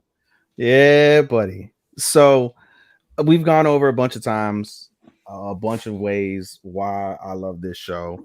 Again, I'm just going to encapsulate it like this. When it really boils down to the shows that I love shows that make me relate to my current love life and circumstance when it revolves rom-coms and things of that nature. And you know, again, the wholesomeness of the show, I think, truly sets it apart from the other rom-coms this season. And my biggest theme for Angel Next Door is it's the little things, it's the little moments. You know, I think when Matt had made this point that he didn't like that there was so much indoor stuff and he wanted more outdoor stuff. I can understand that point, but as someone who spends a lot of time at home and spends a lot of time equally outside of the home, I think the best moments from my perspective being with a woman are the quiet moments that you get at home, like the simplest moments. Fucking massaging. Let me shut up. Nigga said my What? favorite moments is when she shuts the fuck up. She shuts up and makes dinner, pal. When she shuts the fuck up. Oh my god. That motherfucking fish, bro. When she get in that kitchen and cook and shut the fuck up. Oh, those are my favorite moments when she's quiet. I'm fucking dead. I'm fucking dead. No, but besides that, oh, urusai, Neko-san. You pissed off my cat. Even she's like, shut the fuck up. Yeah, my cat's like, bro, what the fuck? Urusai. Damare. Anyway, yeah, no, like it's just like I said, the little moments I find so, I guess, fleeting, at least in my current circumstance. I find them very fleeting. And so seeing an anime that does the little moments so well between the couple, it really stands out, really makes me appreciate the little moments that I do get with my significant other. It really puts into perspective how nice those quiet moments are, the simplest times, just laying there, getting your head pat, just being so close to someone that means so much to you. I find that to be so rewarding and so relatable from that perspective. Over the course of the podcast that we've done tonight, I understand all like the negatives in regards to Amane. That's fair. I most of them I can't talk shit about, but at the end of the day, the fact that he recognizes this woman as his everything and does everything that he can within his own power to not let that go, not fuck that up. I think that speaks well to the nature of him. Again, there's so many opportunities where he has to cross that line and he doesn't. And I understand a lot of it has to do with oblivion, where he's just oblivious to the circumstance at hand. He has to basically wait for it to be confirmed. But at the same time, I guess in terms of how I operate from that regard, I'm very much that type of person that goes off the vibe. And you don't want to push the vibe. You don't want to like misinterpret the vibe. And so I can appreciate that from that perspective of not interpreting the vibe and really, stepping back and really being sure. And the fact that he doesn't want to cause her problems. Everything that's done in the show is specifically because he doesn't want to cause her problems because of how much she means to him and all the internal problems that she has within herself. He doesn't want to contribute to those problems. And I think that speaks such volumes in terms of how much he values Mahiru Amane. And I think that it really hits home from that perspective. I mean, we've gone over everything in terms of Mahiru. I mean, not to cut you off, but on that aspect, you do relate from the personal level about not wanting to cause your partner trouble, and right. I guess it's the simplicity of how their relationship. There is like no real drama. The drama is just them like working between their personalities and just pushing for the sake of making someone else pull just to keep shit interesting. Is that something you relate to? Like, because I guess I got the vibe from you with like what you were going through in your own personal relationships and wise. You told us that you had a similar situation where you were kind of living that life, so to speak, or it spoke to you in a way. I know Yeah, I'm talking shit the whole show, no, but no, no. It definitely, like I said, it definitely speaks to me just because of the fleeting moments that I mentioned. I find time with my significant other nowadays somewhat fleeting given circumstances. And so just to see that picturesque, perfect little fucking dream that's in there, it encapsulates a lot of the desires that, sometimes we don't get with our significant other. Sometimes maybe not with mine, just to go a little bit too deep. But in any case, just again, we've gone over in terms of what Mahiru means as a whole. She is the literal definition of an angel. She cooks, she cleans, she's caring, she's thoughtful, she wants to provide, she wants to be there, she wants to be relied upon. She lives off of being relied upon because in her life no one has truly gotten to see who her true self is. No one has gotten her to open up. No one has ever relied on her. From her perspective, she hasn't had to rely on anyone. And so I understand from the perspective that Amane isn't too reliable, considering she's the one that does everything. But at the same time, from that emotional support aspect and that foundational aspect of a relationship, Amane is 1000% her rock and foundation, because when all else fails, when all else stresses, when all else goes awry within her own head or within some of the shit that she may hear at school, she gets to come home and she finds her significant other there. She finds her rock. She finds her safe place. Her safe place is now within his home, within being in his presence. And I find that to be so valuable. And most people would find that so valuable when you do come home to that significant other, and when all shit fails, guess what? You have someone there that is going to listen to you, that's going to comfort you, that's going to provide for you and understand you if you're on that deep of a connection level where you understand, like I can feel the vibe coming off of her or him, and it's not a good vibe, like something's happened. What can I do to fix it? And Amane, yeah, you're right. He gets spicy with her at times, but at the same time, it's also passion. He doesn't ever cross the line with any of his spiciness, never does anything that's like, dude, what the fuck? Like, it's always very much just, it's coming from a place of passion and love and wanting to see her be her true self, wanting to have her, when she has to put on that facade out in the public, she can unwind and she can be her like little bratty, needy, selfish self. And it's okay. It's okay for her to be that way because of the fact that she's perfect the way she is.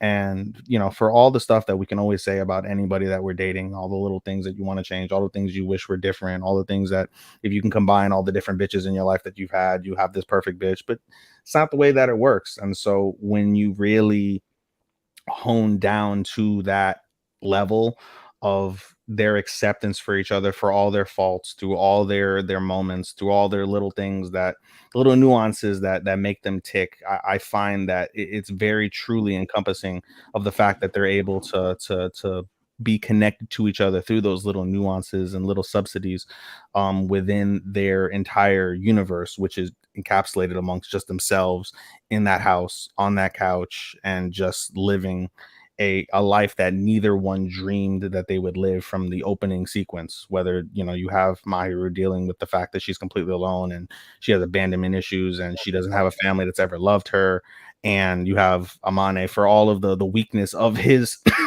all the weakness of his trauma. Regardless, it's still trauma nonetheless, they and need it to go sends into him. therapy. Yeah, you probably I ain't probably Pro- therapy. it's funny the way you said it. Oh, It's who fair. settled? I like, that's pretty fair. Oh, who settled? That's pretty fair. Huh? Who settled? Who settled? Neither of them settled. No. If one of them had to settle, who settled? I don't think either of them settled. I don't think either, because they found each other. And that's one of the best things about love, is you find the right person at the right time, and you don't know it. You may not know it immediately. You may not realize it. Hopefully not until it's gone, but you may not realize it at the time that you found that person, but you found the right person at the right time for whatever reason that may be. And 1000%, they both found each other at the right time, in the right darkness and the right depth of their own personal feelings and struggles, they found each other and they both used each other. How minimal or how insignificant it may seem to the watcher in some aspects, it was grandiose in terms of how much that they used each other to climb out of those depths and find new levels to themselves, using each other's strengths to be able to persevere through that and find new highs within the world that they thought was probably a lot darker than what it was. You know what I mean? So I mean, like I said, I can see so much in terms of that aspect and that homeliness of it. That's one of the reasons why it's just so damn endearing to me. You know, it's just I love shit like that. I love that type of realistic stuff. And you know, we have Angel, who's our friend, and he always says, "Oh, you can never find shit in high school." And most of the times, he's probably right. But I mean, in terms of an encapsulation of what a real wholesome foundational relationship is built on and what that means to another party and understanding the little nuances to not make life difficult for them and to only add value, because at the end of the day, that's all human relationships are, is adding value to people. I'm very much that person, very open. If somebody doesn't provide value to me, I'm not going to fuck with them. If someone loses value that I've been fucking with, I won't fuck with them. I use all my friends because they all provide me value. And I hope that's the same way for them. I hope they use me because I provide value. And if I no longer provide value to somebody, then why are we fucking with each other? Cut me off. That's real. That's how I operate. It's pretty straightforward, but that's how it is. And so they use each other because they find the value in each other. And that value for them is something that they could have never thought of or dreamed of. But here they are, they found each other and they found happiness. And in season 2, if we get that season 2, they're going to build on that. And if we get that season 2, I'm very much looking forward to that. I'm very much looking to that new crescendo, because we got the crescendo at the season 1 finale, and it was wonderful. And as you had mentioned, Starman, it's not that finale was so different from the normal "I love you, please go out with me," or I've looked at you this whole time, please go out with me. Like, no, it was an encapsulation of everything that they went through over the previous 11 months, over the course of basically a calendar year in essence. And it was like hey, like, you know, like, this is an undeniable feeling. I need you in my life. My life will be lesser without you. I love you, please go out with me. And that is such a real idea of, I need someone who provides value. I find myself to have a lesser life without you. And I feel that way right now about my significant other. You know, I find that I've been without her before in my life, and I felt my life was slightly lesser without her. And so at the end of the day, you know, when you find someone that adds value to the degree that your life suffers without them, no matter what happens after the fact, that is real, that is true, that touches the soul. And because it touches that soul, you're able to, like, you know, you're able to hone in on the true realness of that feeling and revel in that if you do it right. And they both revel in that feeling and they both come out of it absolutely stunning, beautiful. So 5 out of 5 stars, would 1000% recommend it. Yeah. So All Now, right. I respect you giving this review, and I know Matt got to go, but I'm gonna just say this. Um, I think it's personally because I've been going to therapy for a while. Bro, this was the most toxic anime relationship I have ever seen. It was codependence. The word you're looking for was called codependency. Codependency is when you look for someone else to validate something in yourself that you can't find or do in yourself. You depend on them to fulfill that need because you can't fulfill it within yourself. And all I really saw was this codependence, and it never grew beyond the codependence. It was just two people needing to feel validated the entire time. So while that does happen in life, and not to serious the shit out, I think in the aspects of just watching, it was just kind of, I don't know. And this is not to tear down your review, so I'm not gonna respect. I'm gonna move on from it. But I do respect that, you know, if that's your 5 out of 5, that's your number 3. And I'm glad that you really did have that great experience with it. Hearing you break it down just kind of just really encompass. We did watch the same anime, but I think a lot of times stuff we like for the exact different reasons. When we do like the same show, we'll like it for completely two different reasons. So I think it's awesome that you can pull that much bullshit from this show and just make it sound. You dress it up and make it real for me. Like in the words of Future, bro, you dressed it up and made it real, bro. Because hey, I made Princess into the ball prince, not Princess. I made fucking Cinderella into ball Cinderella right there. hey man, do what you got to do with that show. I think it's the most toxic show, but it's not the best anime. It's not the best rom-com ever. I won't claim it'll be the best rom-com ever. I just meant on a personal level, it hit me that way. But I mean, I'm always gonna recommend Horimiya, Clanad, Dress Up Darling, fucking what's it called? Dora. This didn't make your all-time rom-com top 10, bro. I can't give a rom-com of top 5 and it didn't make my top 10 because I don't give top 10s out like that. This is a perfect score. So you're telling me perfect score, Bunny Girl Senpai sits up there with that. Yeah. No, I'd have to look at my top 10. It'd be low end. You're unsure? It'd be low end. Because I've watched so many. He's not positive. Oh, I know for a fact when I give a 5 out of 5, where the 5 out of 5 stands. But I don't want to drag the floor. Matt, we're still on number 3. All righty. 3, Blue Lock. I was waiting for one of y'all to say Blue Lock. I didn't watch Blue Lock. I don't like sports anime. I'm the only one that watched it. I don't like sports anime like that, truth be told. I usually don't watch a lot of sports anime, but I think this is one of the most entertaining ones I have seen. I enjoyed the games of it, especially in the second half. I liked the combinations of the soccer stuff, and for Isagi, the protagonist, I like that he's not someone that just wins all the time. He actually, like when he develops an ego, he gets pegged down us for some humility. Like he learns from it. He grows from it. He learns. That's why I like that much of it. Instead of just being this OP MC type of shit. He started from the bottom and he just grows as from every game. And even when he feels like he is a winner, other times when he loses, it beats him up. Yeah, when you lose, it sucks. Sure. But he learns, he gets up, does it again, next game, learns some new combos with the other players, gets that chemical reaction with them, and it just works out in his favor. And sometimes, not all the time, but it's a nice balance. And I got that from Isagi. I like the other side characters. I like Chigiri. I love Baru. I liked Rin. Cool visuals from when they're doing their little signature moves with the soccer ball. It's just an overall just enjoyment, entertaining thing. And I know we're gonna get a season 2 and a side episode and a side episode with Nagi, and I cannot wait for that. I think that's going to be a great thing.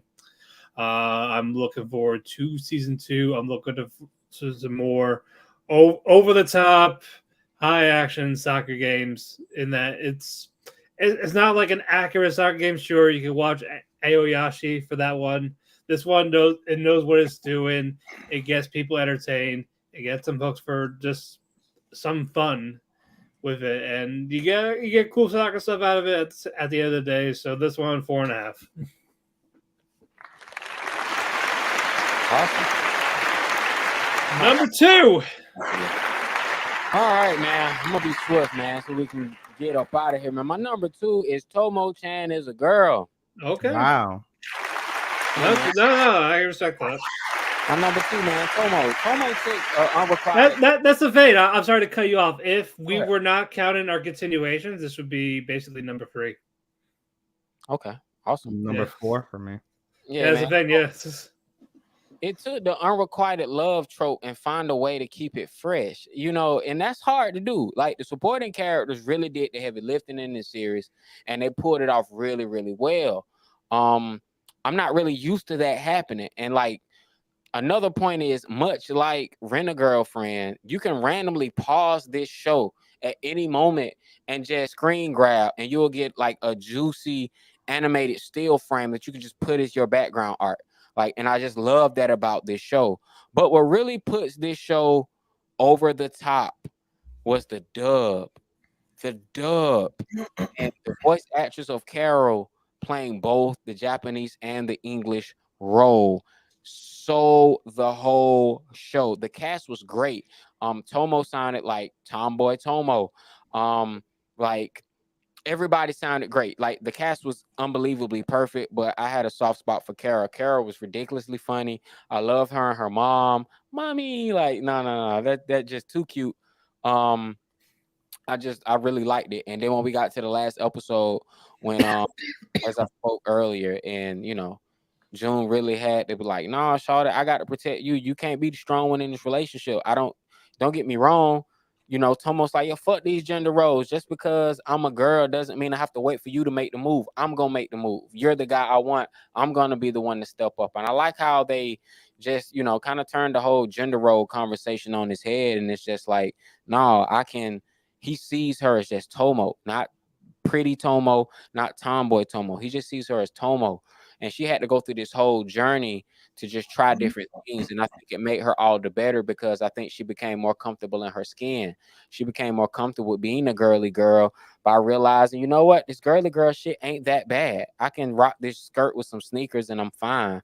I like looking pretty for June. And I think she appreciated her female charm, and I think he just always find her beautiful. But it's nothing like that girl that's one of the homies and she doll herself up and you see she a whole 10. And I love the fact that the last episode really painted her through his eyes. That's really what put it over the top. This good supporting cast of characters that carry a lot of the heavy lifting. A lot of the tropes never feel old.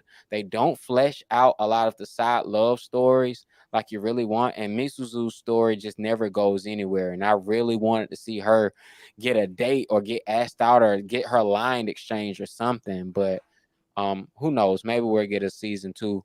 But that finale was phenomenal. Well, the manga's actually over, so Manga's over. Yeah, I think they wrapped it up. That's it.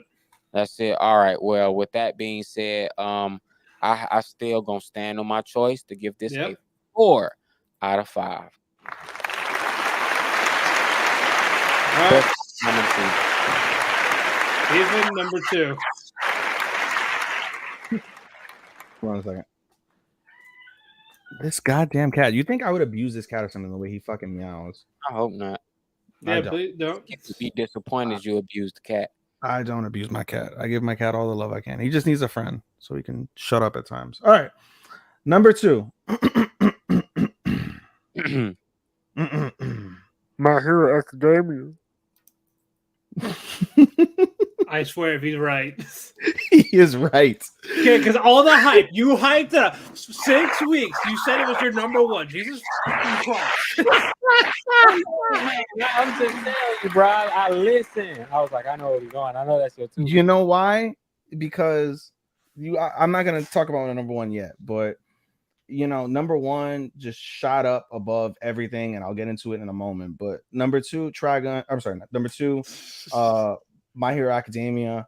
It really boils down to I'd say not a downward turn, but the slower nature of the second half. And while it's still a 5 out of 5, both cores for me were 5 out of 5. I just, there was a little bit of a slowdown in My Hero in the second core that really kind of like not took me out of it, because I loved every episode of it, but it didn't hit the same as the first half of the core. Core 1 hit so fucking hard that core 2 was very hard to top from that perspective, and it still did a phenomenal job in terms of providing backstory and providing a background toward everybody's overall character growth and development. It's still critical. It was still great. We still got great action.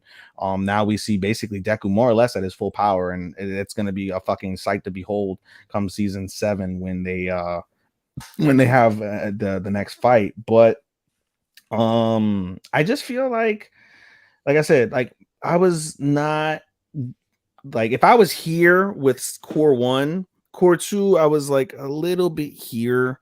And I felt like the consistency, because of that little drop in consistency, made me like reevaluate things the more my number 1 came up. And then by the finale of my number 1, like I'll get into it, I was just sold in terms of the emotional investment I felt for this particular season. As an overall anime, My Hero is my number one. In terms of this winter season, I put it at 2 because number one for the winter season just absolutely blew me out the water. And so that's why I went with My Hero at number 2. Number 2, My Hero Academia. Mm. I did enjoy it, and I even said it when we did the finale. Core 1 was just a lot better. There was more going on in there, and they paced themselves very well. Core 2, I wish I had a little more Dark Deku, but at the same time, less is more. But this made it feel like you just thrown a temper tantrum for a few days, and then you just needed a hug. And again, that's what every kid wants, for sure. But I like that. It's been a while since All Might even played a part, so I was kind of glad he got a little bit of a moment in there in this season, especially in this core when first Deku pushed him away to say he didn't need him anymore ordeal, and his interaction with Stained. So all that stuff was nice. Yeah, fucking All for One is a dick. We all knew that. But we're almost done with Academia. At most 2 more seasons to go. I can't wait how to do season 7. So this is a step in the right direction. 4 3/4 out of 5.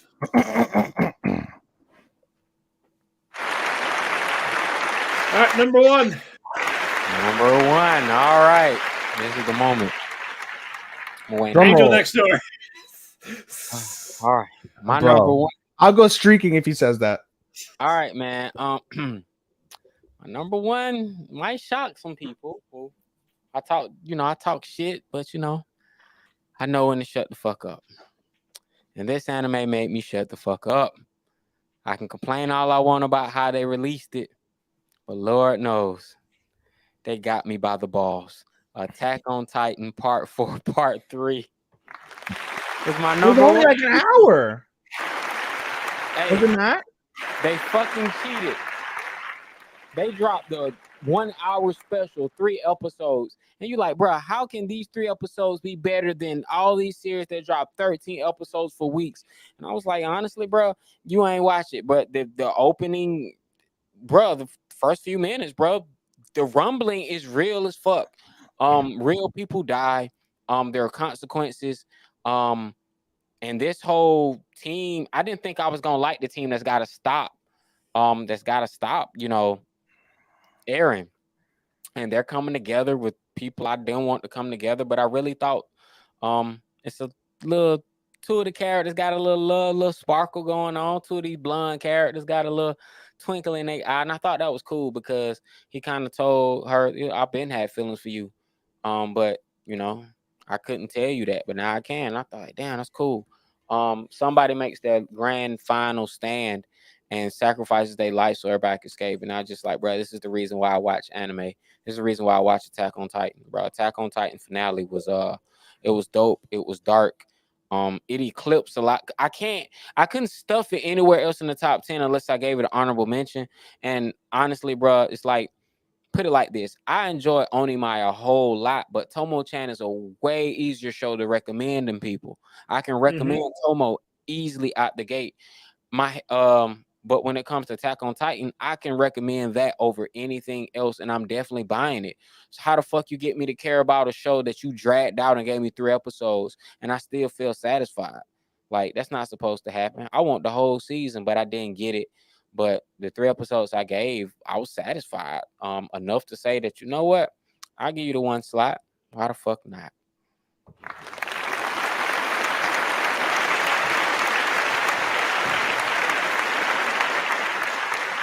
Matt, you haven't said this show, so I assume it's yours too.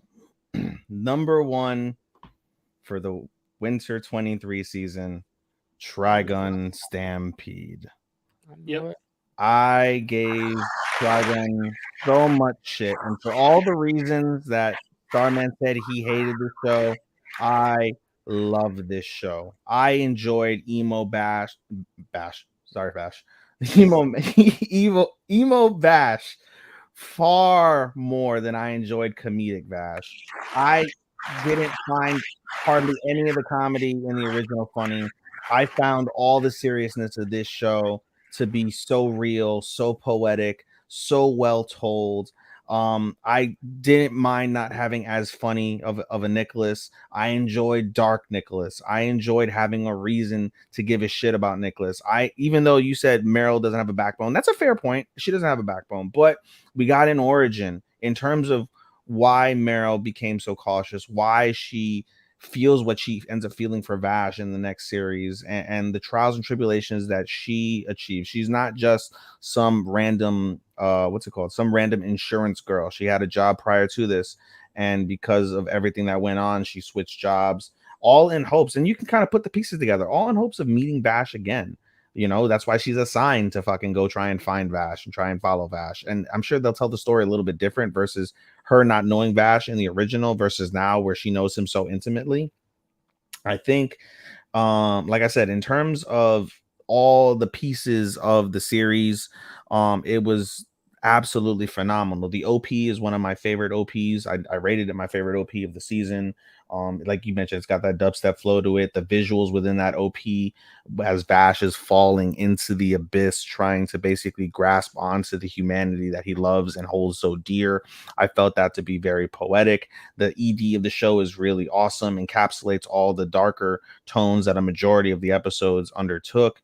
I just Nye was such a wonderful character, such a wonderful antagonist to fucking unveil. He's a savage, but he has a clear purpose to his madness, and Vash is the antithesis of that, where they clash from that perspective. And for so long you see Vash, no, I don't want to hurt my brother, no, I don't want to fight my brother, no, I want to coexist with my brother, to the finale, the crescendo of that moment. That fight between them was absolutely stellar.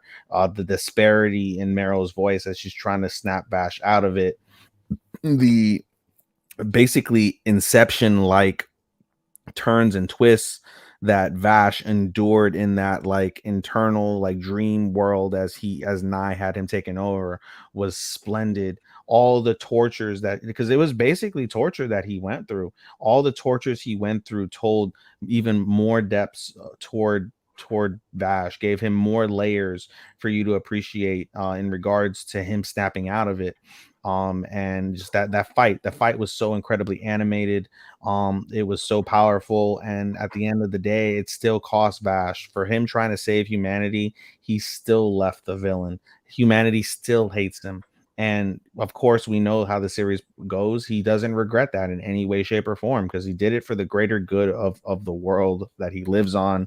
I thought it was wonderfully told. The CGI, where we thought could be a miss, was done phenomenally. The colors were vivid. The stories that were told were great. Even the stories of the villains that we mentioned, they all gave them purposeful stories and reasons to grasp onto the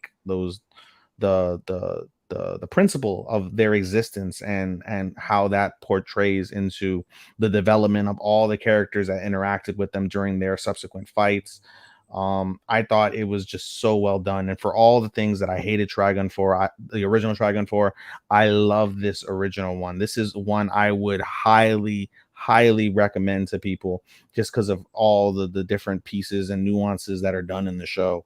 I came in with no expectations, expecting the bath. Literally, Matt and I literally had conversations like, all right, no matter how good it is, like, you're just gonna talk shit, or I'm sorry, no matter how good it is or how bad it is, you're gonna talk about how much you love it.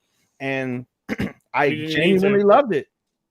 Genuinely 100% love the show. It was made for you. It was made for like fans like you, people who weren't so sold on the first one, who would 100%. Give this retelling a second chance and really like follow it. I'm glad that it exists. I don't hate it at all. I'm glad that there are fans like you who can appreciate a version of Trigun, a version of that that they can relate to more. So I like the fact that they modernized them well enough to find like you who say, nah, bro, I love this shit. And I Honestly, like I said, bro, like they have the chance to out of 24 episodes, this really could only get better. I don't think the series could go down. No, I don't think it'll go down. I don't think it'll go down. Still slow to my score, but Yeah. it could stay the same. But yeah, no. I think it was made for fans like you, and I'm yeah. glad. I was over the moon with it. And the thing about it, like I said, compared to My Hero, where My Hero kind of tapered off very slightly, ever so slightly, it was the complete opposite for Trigun. It kept increasing and increasing and increasing and increasing and increasing, and the buildup kept growing and growing and growing, and each episode got better and better and better. There was no drop off in any episode throughout that series, and I left that series with the conclusiveness, having seen the original, and I am clamoring for more, absolutely clamoring for more, and I can't wait to get that more later on. So 5 out of 5, 100%.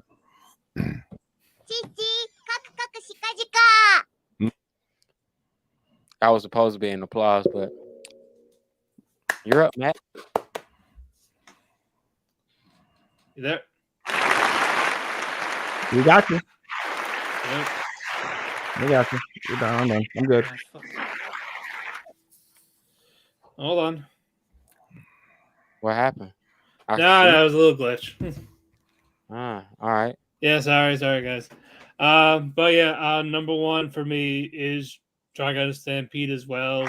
I had it there before the finale, and I enjoyed the original for what it is. Like I didn't dislike it like the way Ethan did. It was part of my childhood, but I think just looking back on it, parts of it probably hasn't aged well, and that's why I feel like that's why they would wanted more of a reboot to tell a different story of it, and I liked that story. I liked basically how stuff did tie together to events from original Trigun, but I think beforehand I got more development, especially from guys like Wolfwood and Knives, which I definitely needed. I think that was one of my gripes in the original. Like they were just there. They were like cool. Like Wolfwood was always cool. He's still cool, but I think I got more background on him as to why should I care about him. So just being an Undertaker with a cross gun, which is still cool regardless, the cross gun. He had 2 cross guns in the original. But I'm saying like it's still a cool gun. Yeah. No matter how yes. 1 or 2, it's still good. With Knives in the original, he felt a little more one-dimensional, like a forgettable villain. In this, I feel like there was just more layers to him, and just how he reacted to Vash, and just more of how he's just saying, like how he's just doing this for him, despite saying "fuck humanity." Basically, they're using our guys as power cells to pay like an electric bill or decapitate us for research. How's that a life for us? And this how he just keeps trying to show Vash like why fight for them when they know how they treat us. And we got more of that, and even the fight's amazing to start. I feel like there's just more. Again, there's just more layers in them together and them as individuals. Roberto, I didn't mind. People automatically hate him because they thought he was a replacement for Millie, but no, he's not. He was someone that's been on the job. He took in Meryl as his co-high to tell a little bit, even though he was just a drunk, but Meryl grew a bit of it. That's where we get the more cautious side of her, because before she was just charging in head on, like she doesn't know any better. And Roberto was that mentor to like kind of reel her back in, despite drinking, basically. Yeah. At Great Ski Bowl, he didn't want her to get hurt, and now she's gonna have that with Millie. I feel like there'll be a little bit more development with Millie. And it's these small things. Again, it's something I never considered him to be replaced with just someone to help. That was like a stepping stone for Meryl, who was that mentor, regardless of how little or what he did. And now she's gonna take those for Millie. And Vash, he will still grow. We know why he was upset because basically, for all we know, everything was still fucking fresh for him with when he re-encountered Knives again, when he lost his arm for like that first time. Like it's still fresh as mind. So of course those wounds are going to hurt. So I don't expect them to be all like silly, over the top, humorous that much. He's trying in. He doesn't know what to do.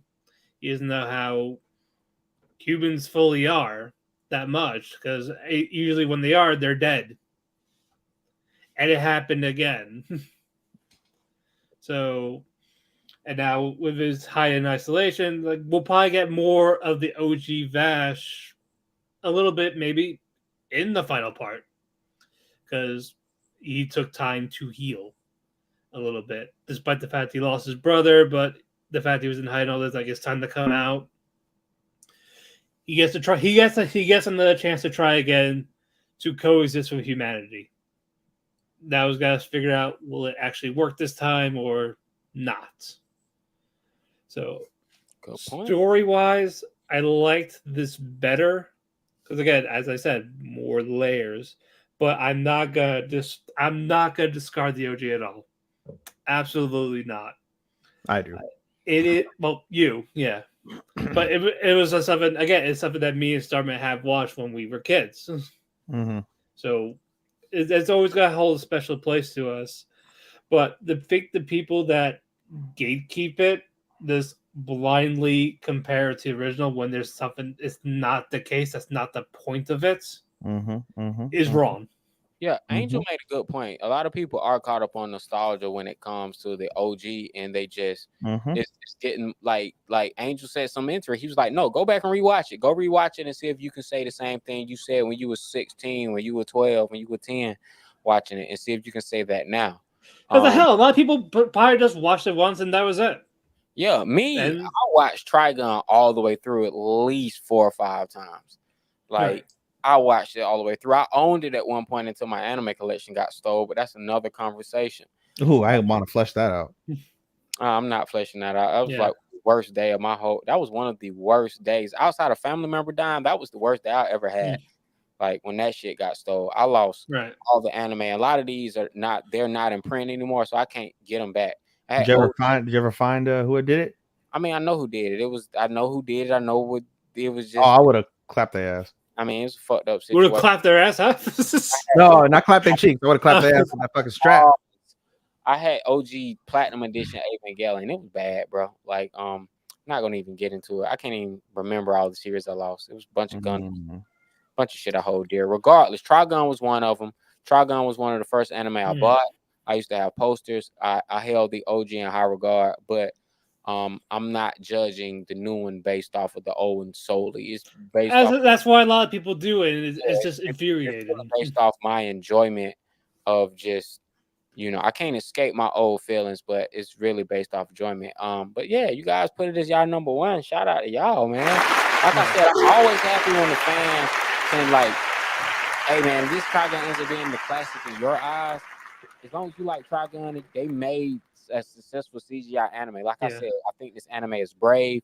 They took a lot of chances, a lot of risks when it came to the animation, trying something different with the CG. I honestly feel like, bro, if they would just make this shit 2D, I think a lot of people would have a lot less to say about it. I think the CG earns it a worse rap than anything else because people just shit on CG anime. Yeah, they people don't think it doesn't belong in anime, and that's 100% wrong. Yeah, they shit like Yeah, but if it's done well, it's done well. Despite how it's animated, regardless 2D, 3D, CG. Well, yeah, but I would enjoy it. It's stuff they do in the 3D they couldn't do in the 2D, and that's just for fucking fact. Right. But it damn sure looks good on my PlayStation. Bro, and my damn Samsung TV, whew. Oh yeah, I watched it on the 86-inch LG, bro. bro. Like, damn, this shit looks amazing. 86. But yeah, 5 out of 5 for me. People who don't watch it, I would still suggest one or the other easily. Like depends because I'm gonna tell them they're both completely different. So whoever see for yourself. Like don't just pick one or the other. That's it. Like I think Yeah. I think you'll get a more character study in the reboots, I hope but I so. think you'll get a little bit world building, but You have to see both. you'll get enjoyable characters. I binged both, and I couldn't go into this proper without having seen the first one because it wouldn't have been fair Right. either And way. I'm glad you did that. Yeah, Every anime on this list, on my top 10 list, is I recommend every anime on this one. You know, from Same. 10 to 1, Trigun, Magical Revolutions, Ice Guy, Eminence and Shadow, Agretsuko Season 6, Buddy Daddies, My Hero Academia, Onimai, Tomo-chan is a Girl, Attack on Titan. It's my top 10 list. I recommend everything on that list is worth your time. Whoever's listening, whoever's watching, check that out. You'll enjoy it. Honestly, even fucking, I recommend everything from 13 down. 13 up, I recommend it all. Inspector, if you want a good mystery. Way the House President, if you want a good comedy. Ice Guy is a great fucking rom-com. Revenger is good for the bloody violence and the finality of the show. Eminence and Shadow is nice fucking isekai. Tokyo Revengers is a good dipper. Hell, I could recommend Vinland best for people who aren't into anime but like Vikings. I think what do you recommend so far with the upcoming spring season? Good transition. Well, yeah, because we're gonna do our list. Ethan, what's your list? All right, give me one moment. I just pulled it up while you were talking. All right. So far, I've got the following: Demon Slayer, Dr. Stone, Hell's Paradise.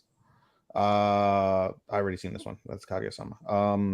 Konosuba, Tonikawa, Insomniacs After School, which I'm really looking forward to that. I have high expectations for that one. The Dangers in My Heart, which I think it's got potential. I watched it today. You watched it today? What do you think? Dangers in My Heart. I was just like, bro, like this shit finna be controversial as fat. I mean, it's fuck.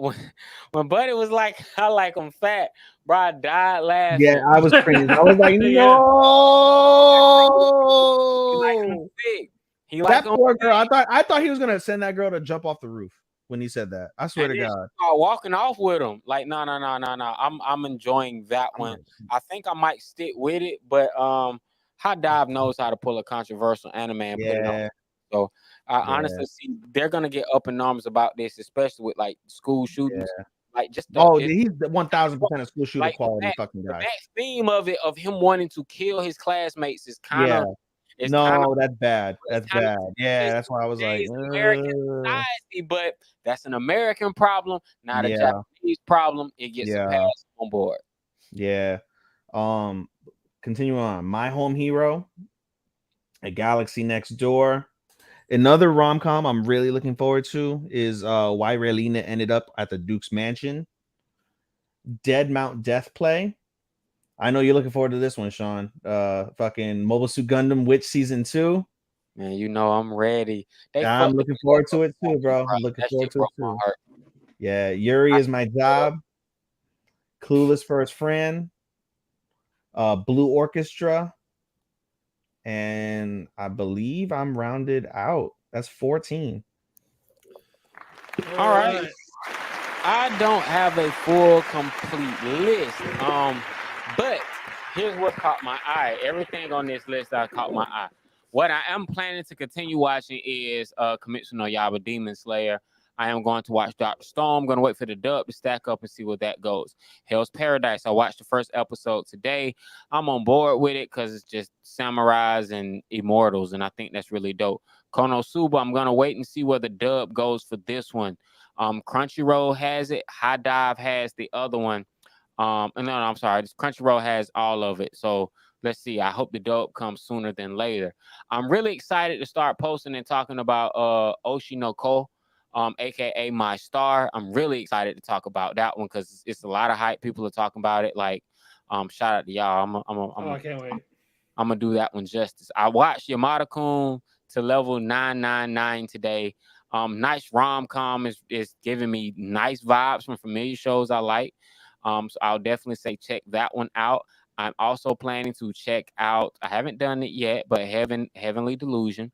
I'm going to check out Heavenly Delusion. I'm going to see what's going to happen with that. Ancient Magnus Bride Season 2. I'm planning to watch that. My Home Hero. Might as well check it out. Think you recommended me skip the Loafer. I don't know. I'm going to keep it in my back pocket. I'm really excited to like the rom-com of the season. I'm really looking forward to is A Galaxy Next Door. So you could see my reviews and me posting about that one because I love a good rom-coms. I'm pretty sure Ether can understand the sentiment. I checked out this one today. Working for a God in a Godless World. I don't know what to make of it. This shit is ridiculous. It is ridiculous ass show. It's kind of dark, but it's ridiculous. It is good though. So far, I kind of like it. It's kind of midish, but we'll see where it goes. Hopefully it goes up. From there, Yuri is my job. I'm gonna see what happens with that one. I know it's about art and not actually, lovers, but who knows? Anything can happen. Yeah, man, that is all I have for my list right now. I do plan whenever they tell me when they're gonna release Rokudo's Bad Girls, I plan to watch that one. I just don't know what they're gonna do about it, but I'm really waiting for that one to get a release date so I can check it out. Yeah, from my perspective, also, I was going to say for now I'm holding off on 3. I'm holding off on 3 series. I may pick up depending. Love Story with Yamada-kun. I may pick that one up. Heavenly Delusion. Probably will pick that up. We'll see. And then there's another one somewhere. And of course, the one that you just mentioned, Oshinoko, My Star. Those are the 3 that I may pick up at some point, depending on how you guys tell me they are. Alrighty. For me, Demon Slayer, Dr. Stone, Hell's Paradise. Matt, go slower so I can type these down since this is actually critical to us. Yeah. Can remove that. So we got Demon Slayer, Dr. Stone, Hell's Paradise. Yep. Tonikawa, Season 2. Yep. Konosuba. Yep. Oshinoko. That's you. So put that down here. Oshinoko. Heavenly Delusion. That's also you. That definitely has potential. Mm-hmm. Regular Kings. The Treasure Chest of Courage. The Dangers in My Heart. Us. My Home Hero. Also us. Insomniacs After School. Yep, that's also us. Skip and Loafer. 1 second. Skip and Loafer. Yep. Dead Mount Death Play. Us. Mobile Suit Gundam. Season 2. Yep. Yuri Is My Job. Yuri Is My Job. My Clue's First Friend. My Clue's First Friend. Blue Orchestra. And that is it. The only one I might pick up, depending on reviews, is Mashal. I'll leave that one off. So I'll wait. So what's interesting? Why did I put Skip and Loafer there? That was not correct. Skip and Loafer. I can move that one. So what's interesting, Matt? The majority of the series we're watching, and of course Kubo when it comes out, we'll both include that. Yeah, and Near.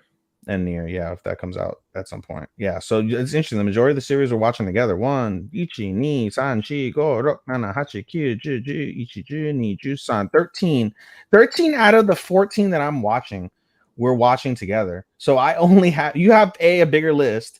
B, I only have 1, I think that I'm watching that you're not. Is that what I'm seeing correctly? Which one?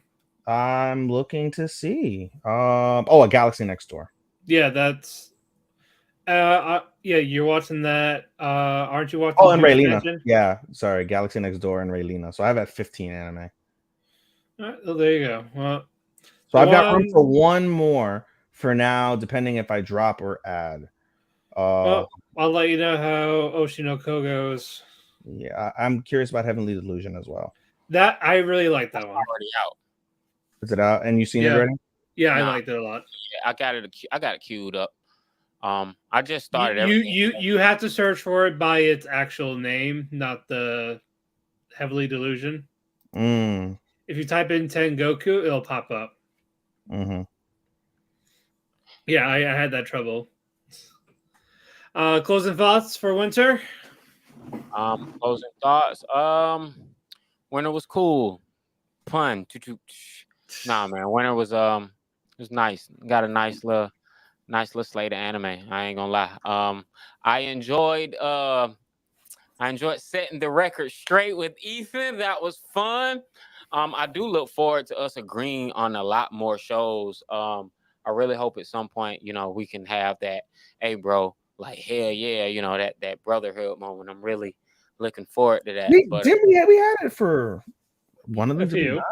Did we I not? mean, it happens. Don't get me wrong. It absolutely happens. I'm just saying, hopefully this season we'll have something where it's like, hey man, check this out. But if you see something you think I'll like, check it out. Ethan, if you find something that you just hate and you think is cringe, I'll probably like it. Let me know. Dangers in My Heart was certainly cringe. Well, Dangers in My Heart as a debate. Yeah, Dangers in My Heart. Like I was so close at the beginning to dropping it, and then by the end of the episode, when he saved her from the creepy fucking guy trying to get her number, I was like, all right, I see some potential here. It depends on how dark they go with his like murderous like desires, because like the darker they go with that, the more I'm gonna be turned off. Honestly.